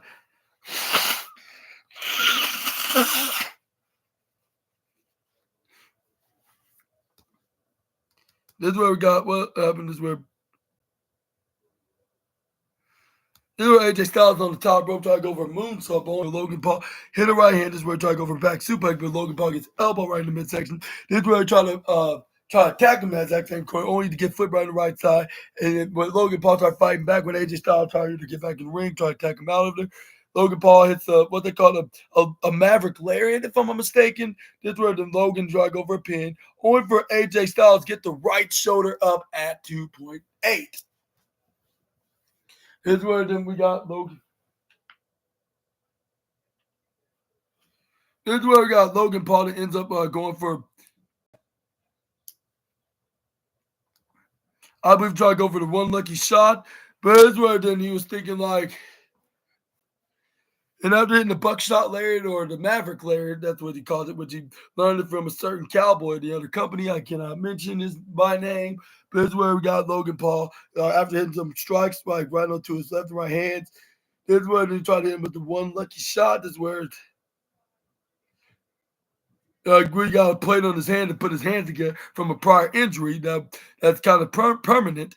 Right where AJ Styles the ducks out of his punch, which I believe that's also like if it don't work, first time it's gonna be a guaranteed second time situation scenario. But he hit the fireman's a reverse fireman spinning powerbomb, looked like a blue thunder bomb, which I believe what's the name Simon would probably assume it's basically that maneuver, but it's totally a different maneuver. But that's where we got AJ Styles that ends up like was in the ground. Is where he tried to get back in the ring, try to go for a phenomenal forearm, which he looked like he had a chance to do, only for Logan Paul to dodge out of the way. Then he tried to catch what's his name, AJ Styles, with him trying to mock him by hitting what's his name, Styles' own maneuver by picking him up, try to go for a Styles, got slamming AJ in the process. Is where he try to go for a pin, but he gets a kick up. Yeah, I got 2.9999999. Mind you, point away from the three. But this is where then we got the Jeff guy to try to grab onto the brass knucks. Amazingly, Karrion Kross was there to stop him from doing anything sneaky, snatching the brass knuckles right into. I was like, wow, it sounds like he's turning babyface and trying to align with AJ Styles, but really, you trying to have him to use it on his own. And doing Karrion Kross like, you better not, like, yeah, like, I see what you're doing, trying to do, Slickster, like, not on my watch. Like, this is what AJ Styles, like, yeah, you better get the step, and you sneaky, sneaky vermin. And this is where he's like, and you, what you want, Karrion? And Karrion's like, no, I'm telling you, put my hand on the Bible. Like, it's God's my witness. I'm just here to help you. And like, it's not about me doing personal. It's all about you, like, finding yourself and finding that inner part of yourself that's missing. This is where AJ Styles is like, what the hell what the hell are you talking about? Like what's missing that you assume that what do you think what's missing out of me? This is where Karrion Kross is like you know, I believe assumed that he's having a lack of what they call of brutality, a lack of what they call aggression like into this match. And this is where then he's like, all you have to do is to use his brass knucks, knock him out. It's easy. And then you finish him off once and for all. And just like, oh, you want me to? This is where he's like you can take these brass knucks and shove it where it don't shine. This is where he then hits him with the right hand after tossing it right towards the Simmons steel steps. AJ Styles did try to go for the phenomenal forearm, which I believe this could be a sign about something what's to come. Like if he didn't listen to the Karrion Kross, this is where like and he has a history of turning guys heel before. Just wanted you to go ask the likes of the New Day and the Miz, like for two examples I can think of right now. But anyways, it's where Logan Paul hits him with the knockout, then hits him with the what they call the polarizer, just flip him right up, DDT, 1, 2, 3, winner of his match, Logan Paul. Nothing like not much to be excited about, but still, it was a match that give these guys something to do on the card of WrestleMania. Unfortunately, I think guys like Chelsea Green and the Motion Machine Gun Street Profits and the DIY should have been in the card, defending Street Profits defending their WWE Team Championship while Chelsea Green defends her Women's United States Championship. Even if it was on the pre-show, at least it would have been better than not probably better than not wrestling at the card at all. But I believe this is what, yeah, we're gonna see. This could be a heel turn with AJ Styles. I'm getting sick and tired of doing things the right way. When I could just if I want to get what I want, maybe all I have to do is just do what it takes in order to be relevant and be back on where he once was as a former world champion. That's where we got Rabu Body was here as well as in attendance as well. And a couple other guys, especially for the celebrities that was there last night as well, which I can think of George Kittle, maybe O'Shea Jackson Jr., and Jelly Roll and much more was there watching the attendance. And also the president. I forgot to tell you yesterday. The president and the owner of the AAA promotion of Lucha Libre was there as well, which they officially signed a agreement and a partnership that's probably gonna last for a few years with WWE. And yeah, like I said, they're gonna do a Worlds Collide event during what they call Money in the Bank weekend in July. And who do you think is going to be that's in AAA right now that's going to be crossing over in the WWE's pond? Let me know down in the comment section right down below. Which one thing I can tell you that we can see the Lucha Brothers, Stephanie Vaquer of WWE is going to be definitely going to be competing on that show. But what kind of type of capacity they're going to be doing so on that matter? Let me know down in the comment section right down below. But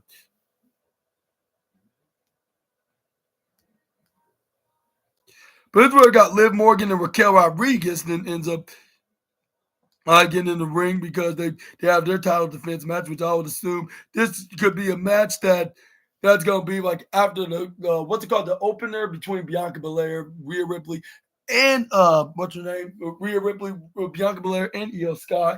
But I think it's a good idea to put it right for the main event, to make it feel important. And glad they did because you will not believe who Lyra Valkyrie's mystery partner was. And it was how I predicted it to be.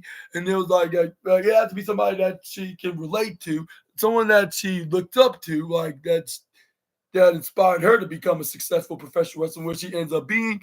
And let's just say she ends up being in the spotlight just like this person 6 years ago. And yep, I kind of gave a very obvious clue when I said that last part. And yes, sir, ma'am, it was indeed the man himself, or herself, actually, the man herself, Becky Lynch.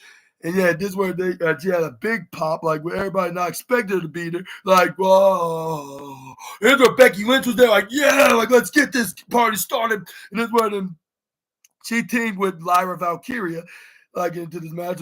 Valkyria had a big grin, she knew that she was guaranteed to win these women's tag titles.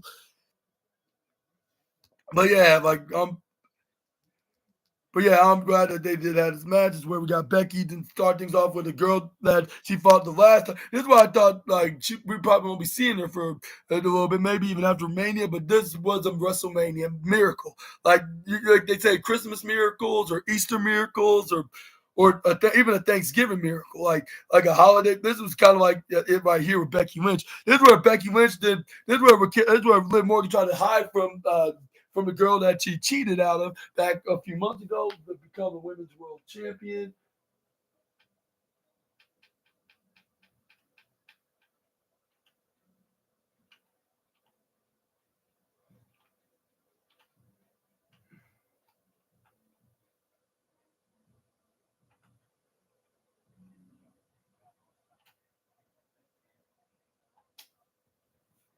But yeah, this is where we got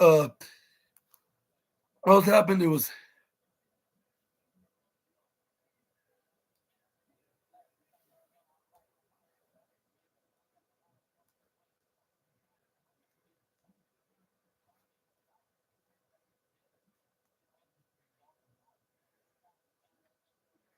Raquel Rodriguez was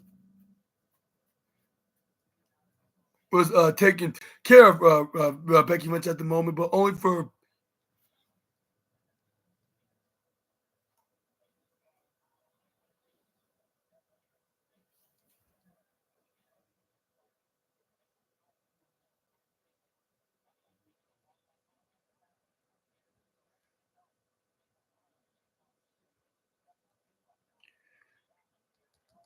this is where the well established. This is where we got Raquel Rodriguez trying to take care of the man. Like right after she ducks out of her clothes, when Raquel was like, what the hell you're doing here? You're not supposed to be here. Just where she was like, well, maybe not, Mike, but I thought I might lend a helping hand from an old friend of mine, like, or maybe my latest friend from the last couple of years that idolized me ever since being here in the WWE. And this where they put the women's tag titles on the line. Then we saw, yeah, yeah, this is where then Becky Lynch then brought down the like Raquel, I'm wearing glasses because I'm a bad girl. Rodriguez, here's where then she tagged my right here that did this pretty impressive arm drag that should definitely deserve some type of golden award, like for this impressive performance from these two Irish ladies. This is where then we got Lyra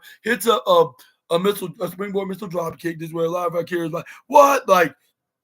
What you were just saying is where did she grab onto Raquel? This is where she puts the Raquel. I'm wearing glasses in the indoors because I'm a bad girl. Rodriguez right in the ring. This is where she was in the top rope in the bottom left side. This is where Liv Morgan try to what they call it, try to stop her from hitting the maneuvers where she ends up getting pushed off the bottom left side. She gets booed right to the face. Becky Lynch was don't lose hope, come on, you can do this. But this is where Raquel Rodriguez sends her right to the bottom right side, hits her with a splash right onto Lyra. This is where she tags in Liv Morgan. This is where then she go for what move was it? It was a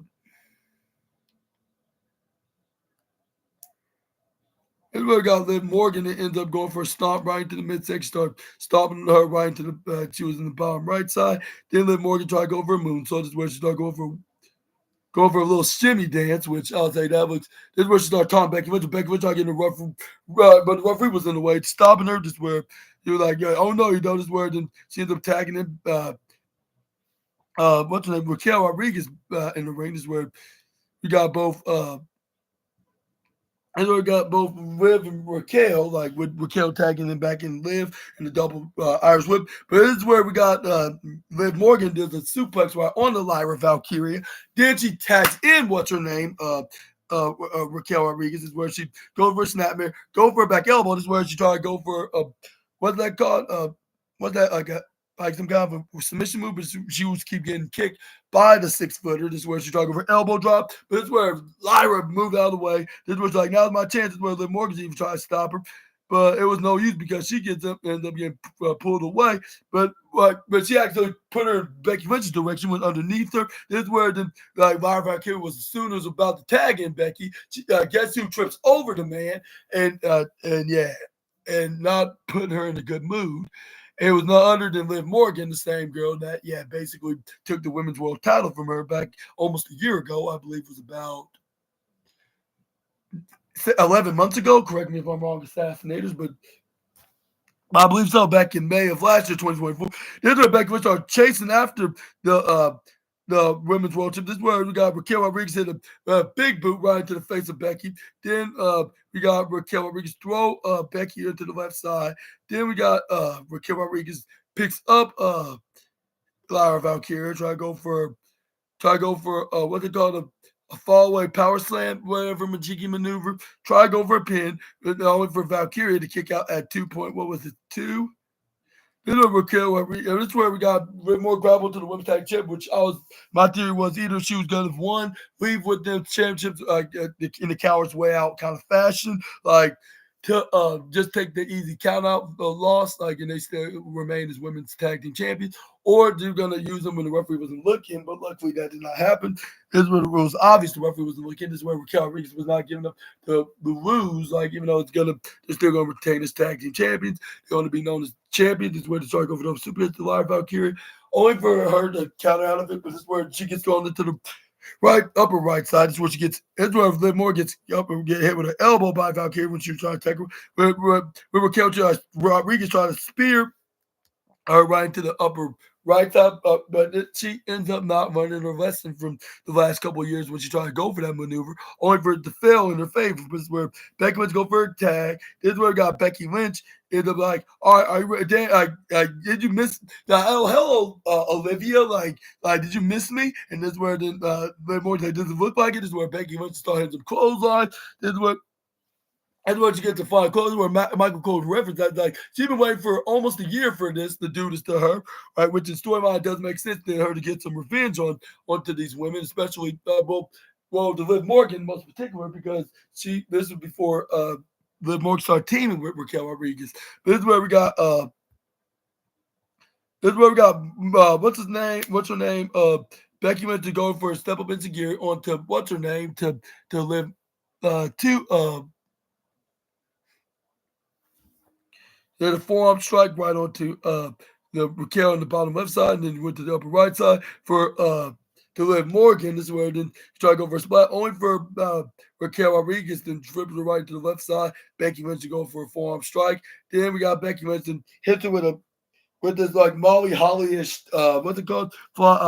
Flying rolling flip, what's it called? Flag drop. Then hit the Beck Exploder suplex right onto Liv Morgan. Is where Becky Lynch is like, yeah, aha. That's where she just stick her tongue out. Say like, yeah, like now it's time to go for this, go for a baseball slide, which she did to Liv Morgan. Then Becky Lynch like, now like it's time to take out the tall girl. This is where no, she wasn't there. There was only just Liv Morgan. Just was now time to finish her off once and for all. This is where she hits a forearm strike, throws in the women's tag champ, hits her with kicks her in the gut, hit her with like a sideways what's it called? Flying, what's it called? Like what's it called? A butterfly suplex turned into like an armbar version of the disarm her. This is where then she did but once Liv Morgan tried to go for a pin, which is kind of like the schoolgirl most devastating move in all of pro wrestling. The surprise roll up. This is where we got Becky Lynch ends up going for the what's it called the disarmer. This is where then he got locked in. This is where she probably got away with this sooner. Like if it wasn't for Liv's meddling bodyguard, this is where she ends up going for a boot to Valkyrie. But her reign didn't really ended like so well. It's where Raquel tried to clothesline. What's Becky Lynch? Something that she haven't learned about is clotheslining or spearing their opponents without assuming that they're not fully aware of.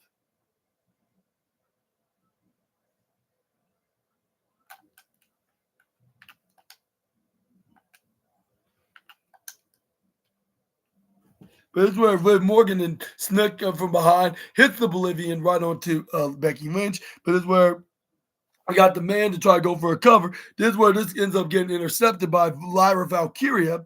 This is where Valkyria then ends up picking up the former women's world champion, dips into the right, left side to the right side. Then we got Liv Morgan kick right in the gut and then right to the face. Liv Morgan, I believe, tried to go for Oblivion, but you know the rules of professional wrestling. If it don't work the first time, if it already worked the first time, not guaranteed the second time. Then we got a tornado DDT onto Liv Morgan, which he hit a suicide dive-ish to her. Like this where we got.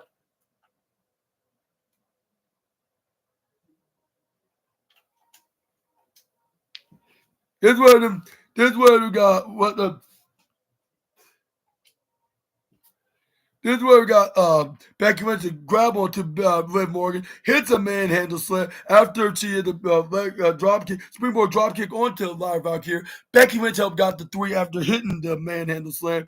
1, 2, 3, and your winner and new women's tag team champions. Lyra Valkyrie like, wait, you did that? We did not just became women's tag team champions, and she probably achieve her dream of having a WrestleMania moment is 2 belts, which Michael Cole referred to as Lyra 2 belts. Looks similar to like her idol Becky Lynch 6 years ago when she became Becky 2 belts, when she held both the Raw and SmackDown Women's Championship. This was kind of like a moment, but instead of those belts, Lyra Valkyrie became the Women's Tag Team Champion and the Women's Intercontinental Champion, while Becky Lynch have the other half of the Women's Tag Team Championship.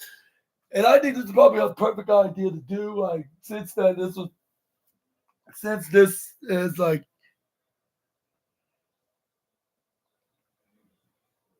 yeah, since that this was like this moment was way past overdue, but yeah,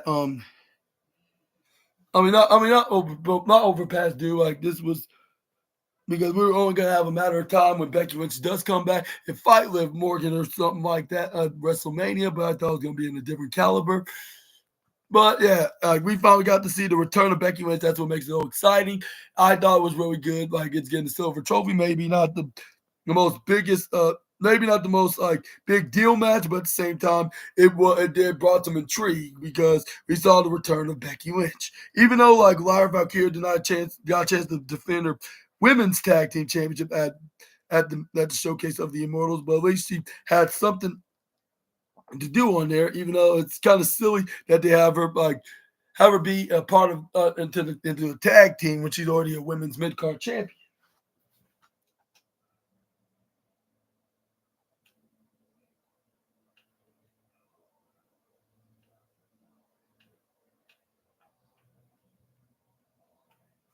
But but it's where we got Stone Cold Steve Austin, a very shocking appearance, like what you thought would probably be at the end of the night. And I'm gonna be a little bit of a spoiler here, like that unfortunately did not happen.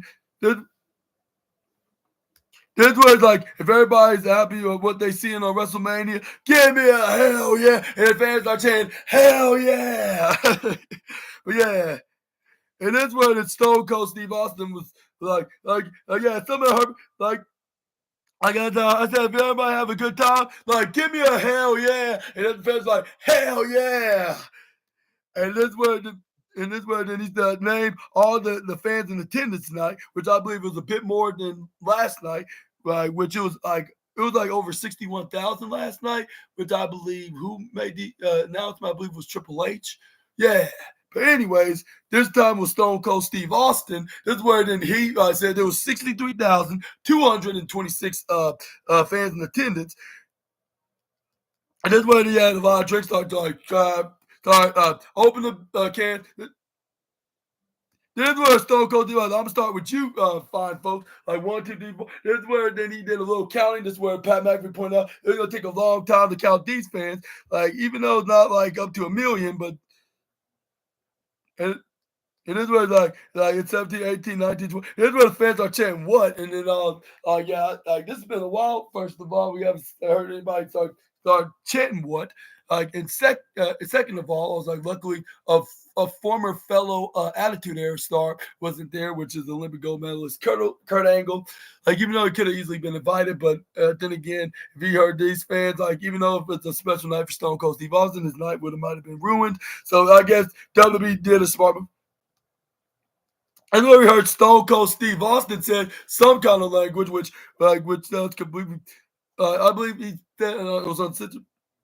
This was Stone Cold Steve Austin. Okay, I can't do no more. Like it's all bullshit. Like I just gotta go. And I apologize for saying the nasty word, but that's what Stone Cold said right here. It's just like it's 60,226 in attendance. Like and that makes it for a total of 2 days of WrestleMania. Like and then 124,693 fans. And those are all solid ass cats.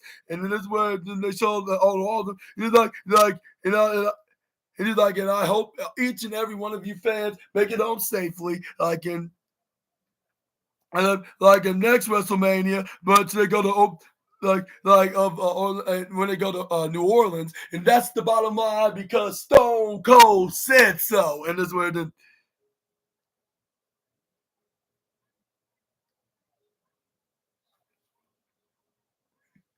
but that's where then when he got that in this with ATV when right well before he got it he drank a couple cold ones probably like a few of them this where like after like slammed them together and started drinking like and this where then he went directly to the president of WWE, Nick Khan, that was right up in the front row, like I believe talking to those guys, like the president and the owners and those business people of what's that AAA. This is where he said something which which I believe he was probably thanking him for the invite. Like maybe who knows? This is where he gave a handshake to everybody. Yeah, this is where it felt like hell yeah, Stone Cold Steve Austin. but That's where Stone Cold Steve Austin even gave a couple of beers to Michael Cole, Pat McAfee, and Wade Barrett. They did a toast. They gave the drink of the beers. Like, go. Yeah. And that's where then Pat McAfee said, cheers to Quavo over there. Yeah. but yeah, like this is where then Pat McAfee said he's gonna have a special guest of Paul Heyman. He's gonna directly ask him why he did the low blow to both the tribal chief and his longtime best friend, the chick magnet himself as well. But that's where we got the WWE champions, the moment we all been waiting for, but unfortunately, not quite entirely like what we hoping that it was gonna end up being like. But don't get me wrong, first half was quite like reasonably, I'll say, at its average best.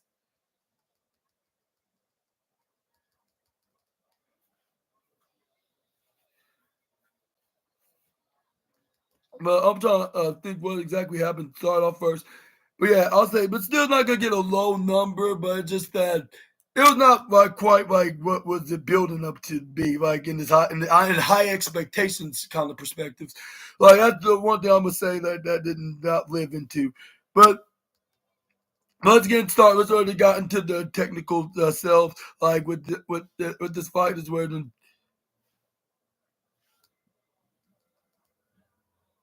is where Randy. I mean, this is where Cody Rhodes started hitting some strikes onto John Cena. This is where John Cena did roll out of the ring. This is where it's like this is all good right here. This is where Cody Rhodes is like, oh yeah, right. Like okay, like how about like y'all you do a little less like making excuses and being a cowardly ass.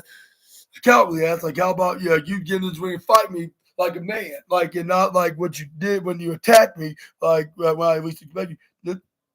That's where half the fans are chanting Cena sucks. That's where we got the first half start chanting "Let's go Cena," like "Let's go Cena, Cena sucks." This is where then John Cena immediately got back in the ring. John Cena was like, I really want to achieve my dream of winning my 17th world championship by wrestling in this clown show of a match. This is where then Cody Rhodes then I'll show you who's the true clown and the butt of the joke. This is where then he try to go for a hammerlock, but this is where John Cena hangs on to the right corner side rope, trying to outsmart the this way like, all right, let go of me. Like, unless you want to be known as the guy that retains the championship by losing. This is where then Cody Rhodes and let go, and this is where then so like your reverse psychology and your mind games not working on me. This is where John Cena was like, oh yeah, like yeah, it already is because you're already acknowledging it. This is where Cody Rhodes is like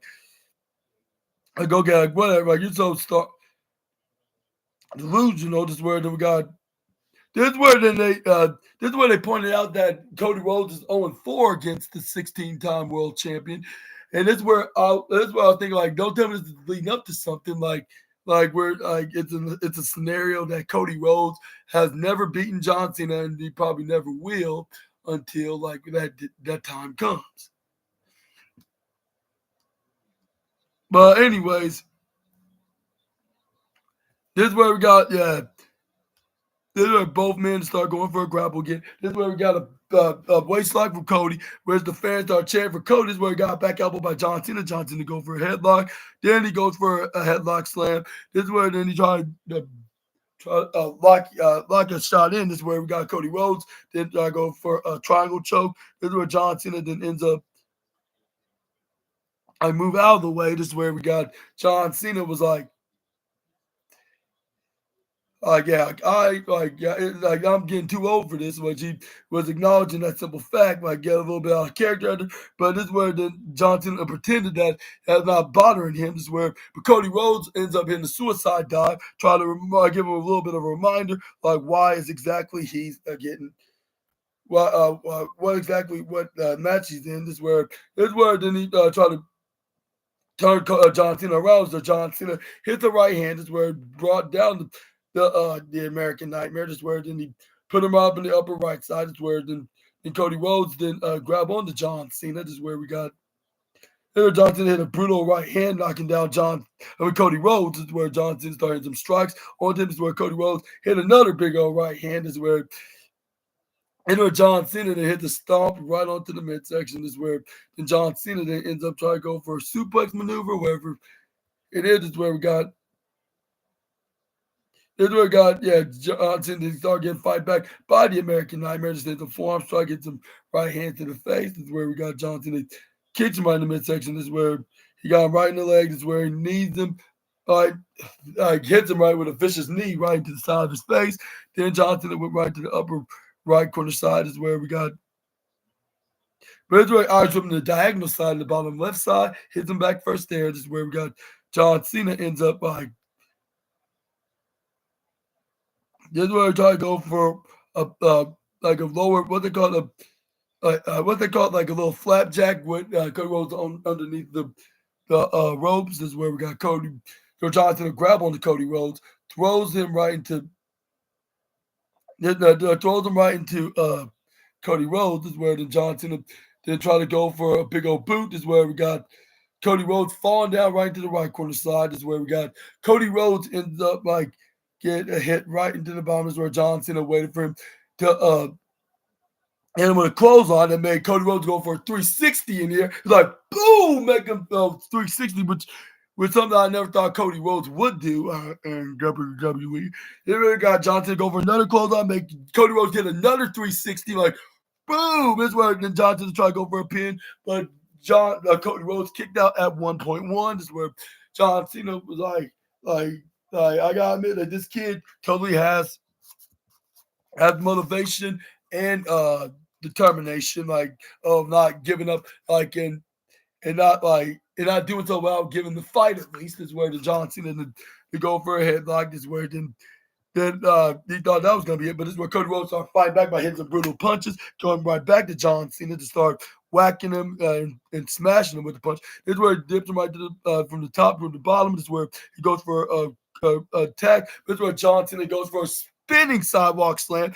Then we got him try to go for a pin, but this is where Cody Rhodes go for a kick out at 2 point. What was it?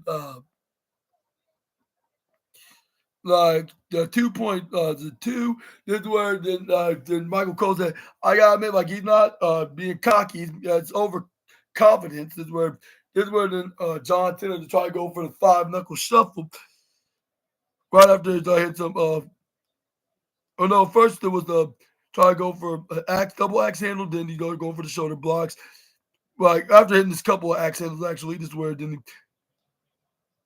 no, it was first Cody Rhodes stopped him in the third time, which wasn't the charm. Like with the double axe handle, this is where Cody Rhodes then fell right down to the ground. I mean, like right after hitting him, this is where the big old right hand. This is where they start playing wrestling tennis. Where Cody Rhodes was winning at first, hitting 3 straight strikes in a row. With only John Cena poking him in the eye, just do a flick in the eye, like. And this is where the eye my eye is where John Cena started the triple axe handles, try to go for a pin, only for Cody Rhodes to kick out. This is where like that was 2. This is where Cody Rhodes did try to get up, but this is where John Cena kicked him right from behind. This is where John Cena started cracking up like this is where then half the fans are chanting, "Let's go Cena," while the other half chant, "Cena sucks." This is where John Cena gets dipped right from the bottom right side to the upper. I was with Cody Rhodes right to the bottom right to the upper left, but this is where Cody Rhodes countered. This is where John Cena took a page out of SNA's playbook, hit a tornado DDT, kicking Cody right in the face. Then we got him try to go for pin, only for to get a kick out of 2.3. John Cena that ends up like going for what move was next is where then we got John Cena was like, okay. And then like, this where then he's like, okay, are you sure it was true? Like, okay, I'm not gonna argue at something that's so petty, like Cody Rhodes would do, like which he would never do so, like especially not this time as the American Nightmare. This is where then what's his name? Michael Cole admitted that John Cena proved all of them wrong. That about John Cena cannot wrestle when they're actually doing exactly that. This is where he gets some shoulder blocks and then back suplex.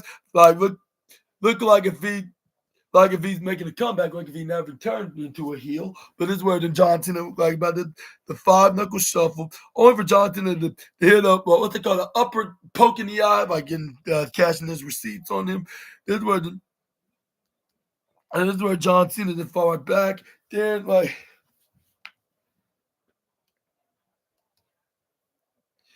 this is where he try to go for.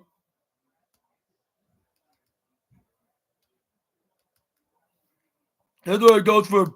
That's where he went right to the upper left side. This is where it goes for a leaping dodge when he tried to go for an attack. But this is where he run into the turnbuckle hard, or by home, hits a power slam. Then he hits a disaster kick right onto Johnson. This is where then he.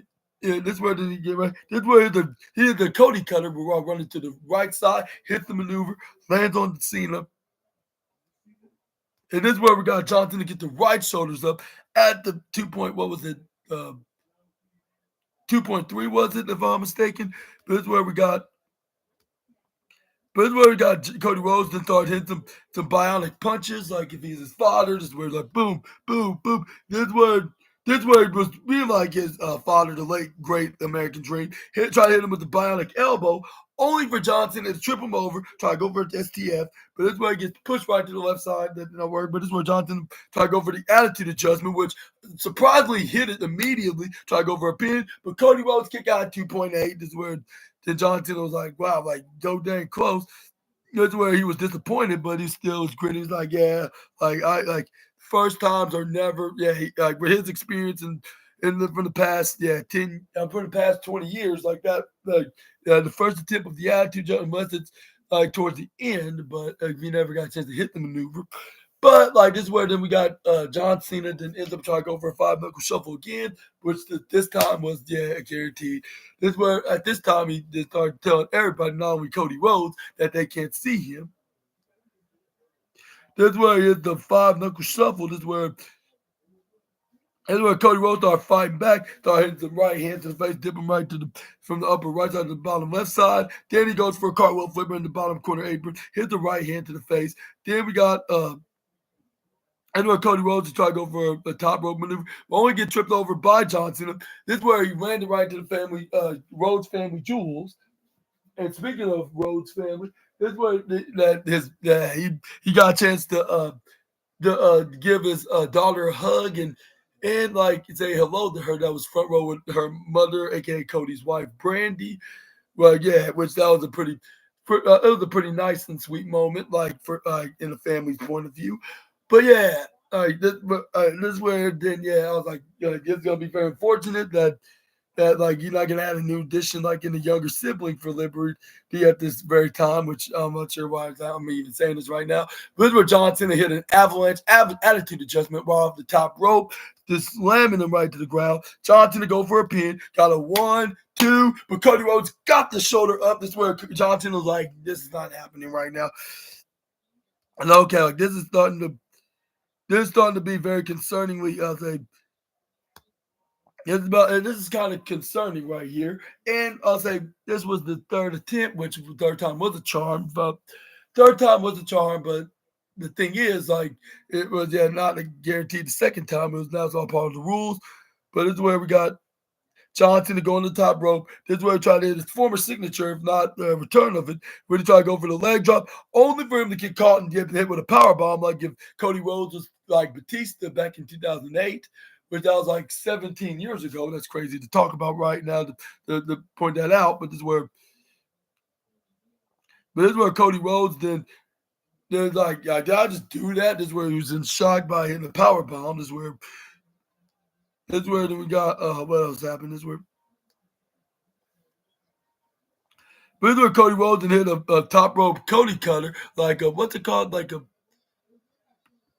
this is where then he hit what's that called? Like off the top Cody cutter maneuver, whatever it's called, Majiggy, like as well. This is where then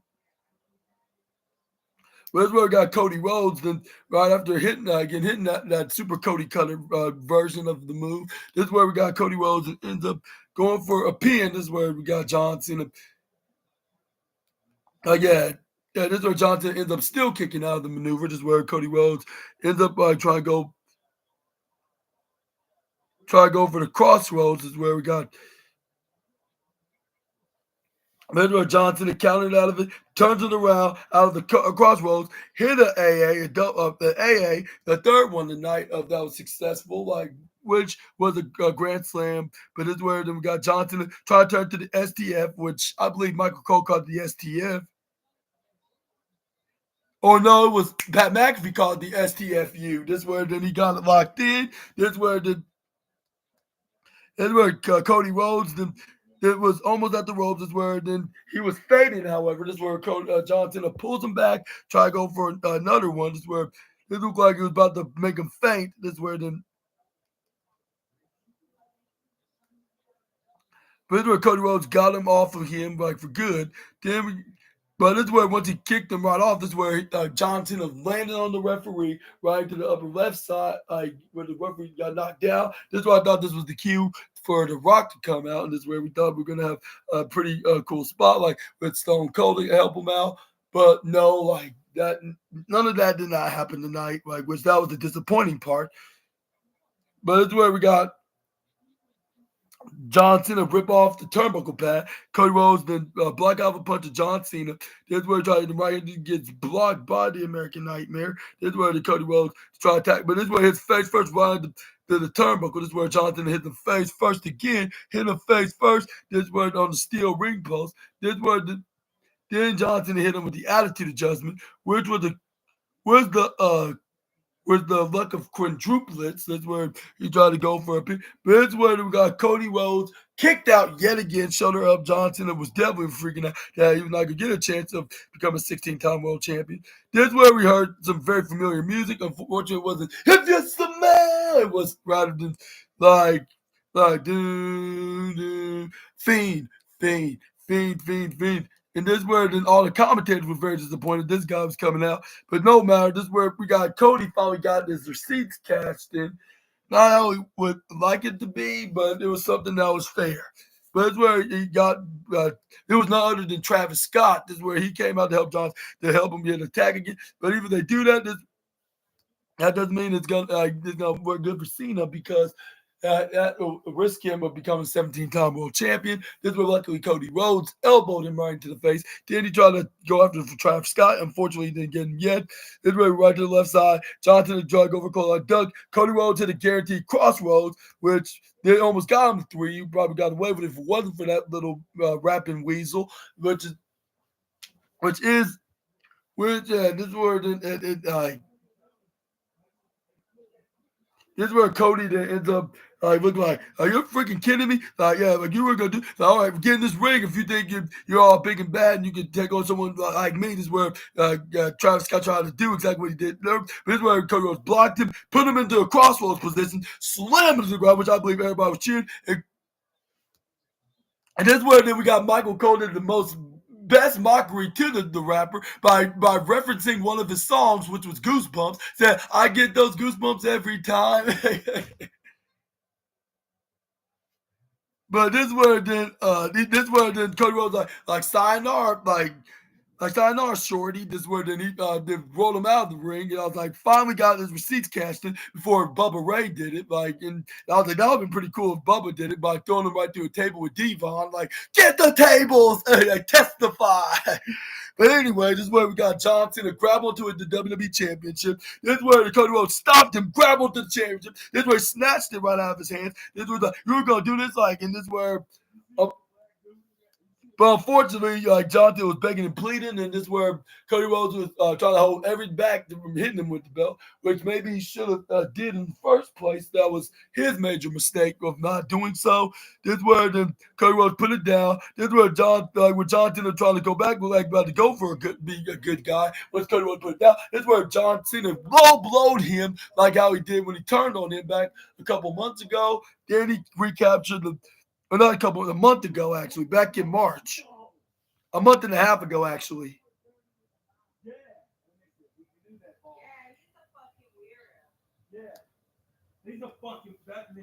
But this is where we got John Cena waxed Cody in the face with the WWE Championship. Then he hits the attitude adjustment for the Super 6 time, like the 6 time, like as a charm, like as the sixth lick, I can say, of the chance of hitting them, which I don't think nobody ever gotten to the match, gotten to that max of a match of hitting hitting that the luck of maneuvers. And this is where John Cena did that, which is the first ever wrestler did so to get a 1, 2, 3, and the winner of this match. And he breaks history, even though it was not in the way, it was an exciting way, but it was more like thinking about statistically was more exciting. But the winner and your new WWE champion, the reign of terror begins before he hangs up the George for good, and his name is Jonathan Cena, finally breaking the record of Ric Flair and being at 17 times of a world championship, winning probably likely his last ever championship before he retired, which I think this championship reign is going to be beaten by someone like Randy Orton. But I guess, this record. But that's where we got Wade Barrett, like calling Johnson a piece of garbage and even telling him to screw him, like screw you, which you could blame him for saying that. But yeah, like hate to admit it, but he's officially a 17th time world champion. And yeah, it looks like he's gonna hold on to that title until the end of the year. And then this is where they celebrate with Travis Scott with him, bring him in the ring. I was like, the only person they're missing is The Rock, and I'm not gonna be surprised if I look at my notifications on YouTube and other social platforms that I follow WWE on. Like, then everybody's gonna be showing their disappointment about the main event, which I cannot really blame them on that matter. Like, which it could have been better. Like, and the way they book things, like if it had the story to tell, like what everybody would have a theory about, this would probably be a whole lot different in that story, Mark. But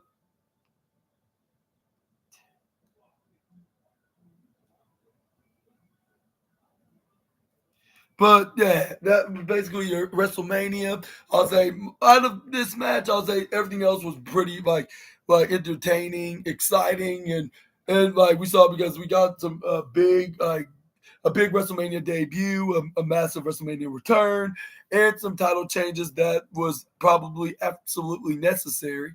But I'll say even John Cena was like, and this is the and this breaks John Cena's record of being like for over like how many, like 1,000 days, like, or like for the past 7 years of not winning a singles match, like since 2018. And I think this is the last time he won a WrestleMania match as well, before losing to The Undertaker, because he won that short match against Elias, which that's the only time I'm probably going to be mentioning that guy, because yeah, he got released a couple of years ago. But yeah, I know John Cena wrestled The Undertaker, so how that possible that he won? But I'm not talking about The Undertaker. I'm talking about Elias. Like before he got, I believe he wrestled him. That was like less than 5 seconds. Which I guess I'm kind of exaggerating when I say that. But yeah, I'll say maybe congratulating him for that, and for congrats like for over 7 years, the last time he won a match at WrestleMania and the singles match overall, and like which was it the Greatest Royal Rumble, if I'm not mistaken, the Greatest Royal Rumble in 2018 when he beat Triple H in that match, which was probably the one of the likely memorable matches of the show on the card. And also, yeah, what were your thoughts on this title win? Do you think it could have been better, like, and regardless of who it won, like as long as they had a story to tell, which they had a lack of. Like, only thing that ever interference was Travis Scott, which I believe that's going to be immediately going to be criticized and going to have a massive backlash. Like, how come The Rock wasn't there, and then he brought in Stone Cold Steve Austin, and then we're going to find a way to still have John Cena to win or whatnot. He wants you. Okay. He wants to tell you something. Okay, excuse me for a moment. But yeah, let me know about your opinions in the comments below. I'm about to finish wrapping things up before yeah, but I have something to go right now. Oh, who wants me? What? Huh? Oh, I hope you get the call in there. Suffocate, bitch. Yo, mom was your bitch. He's not being excited. Yeah, he had his eyes wide and his eyes were wide. Both are. He didn't believe it. I was never going to start cracking. Look at looking from the door to the window. Yeah. I was standing over here. Grandma's right here. with Grandpa on the phone, yeah. From 350, yeah. It was, yeah. He like shaking in there. He goes, he knew we had tears in his eyes of laughter.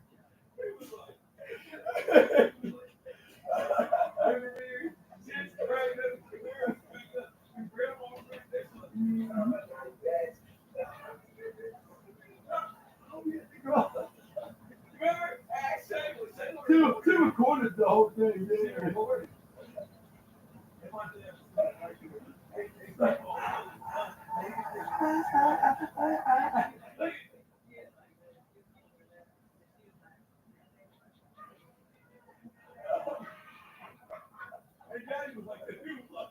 It was stunned right there.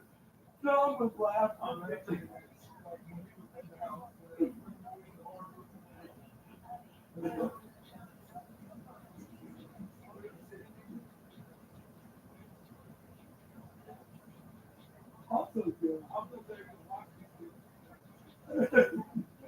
But I'll be right back.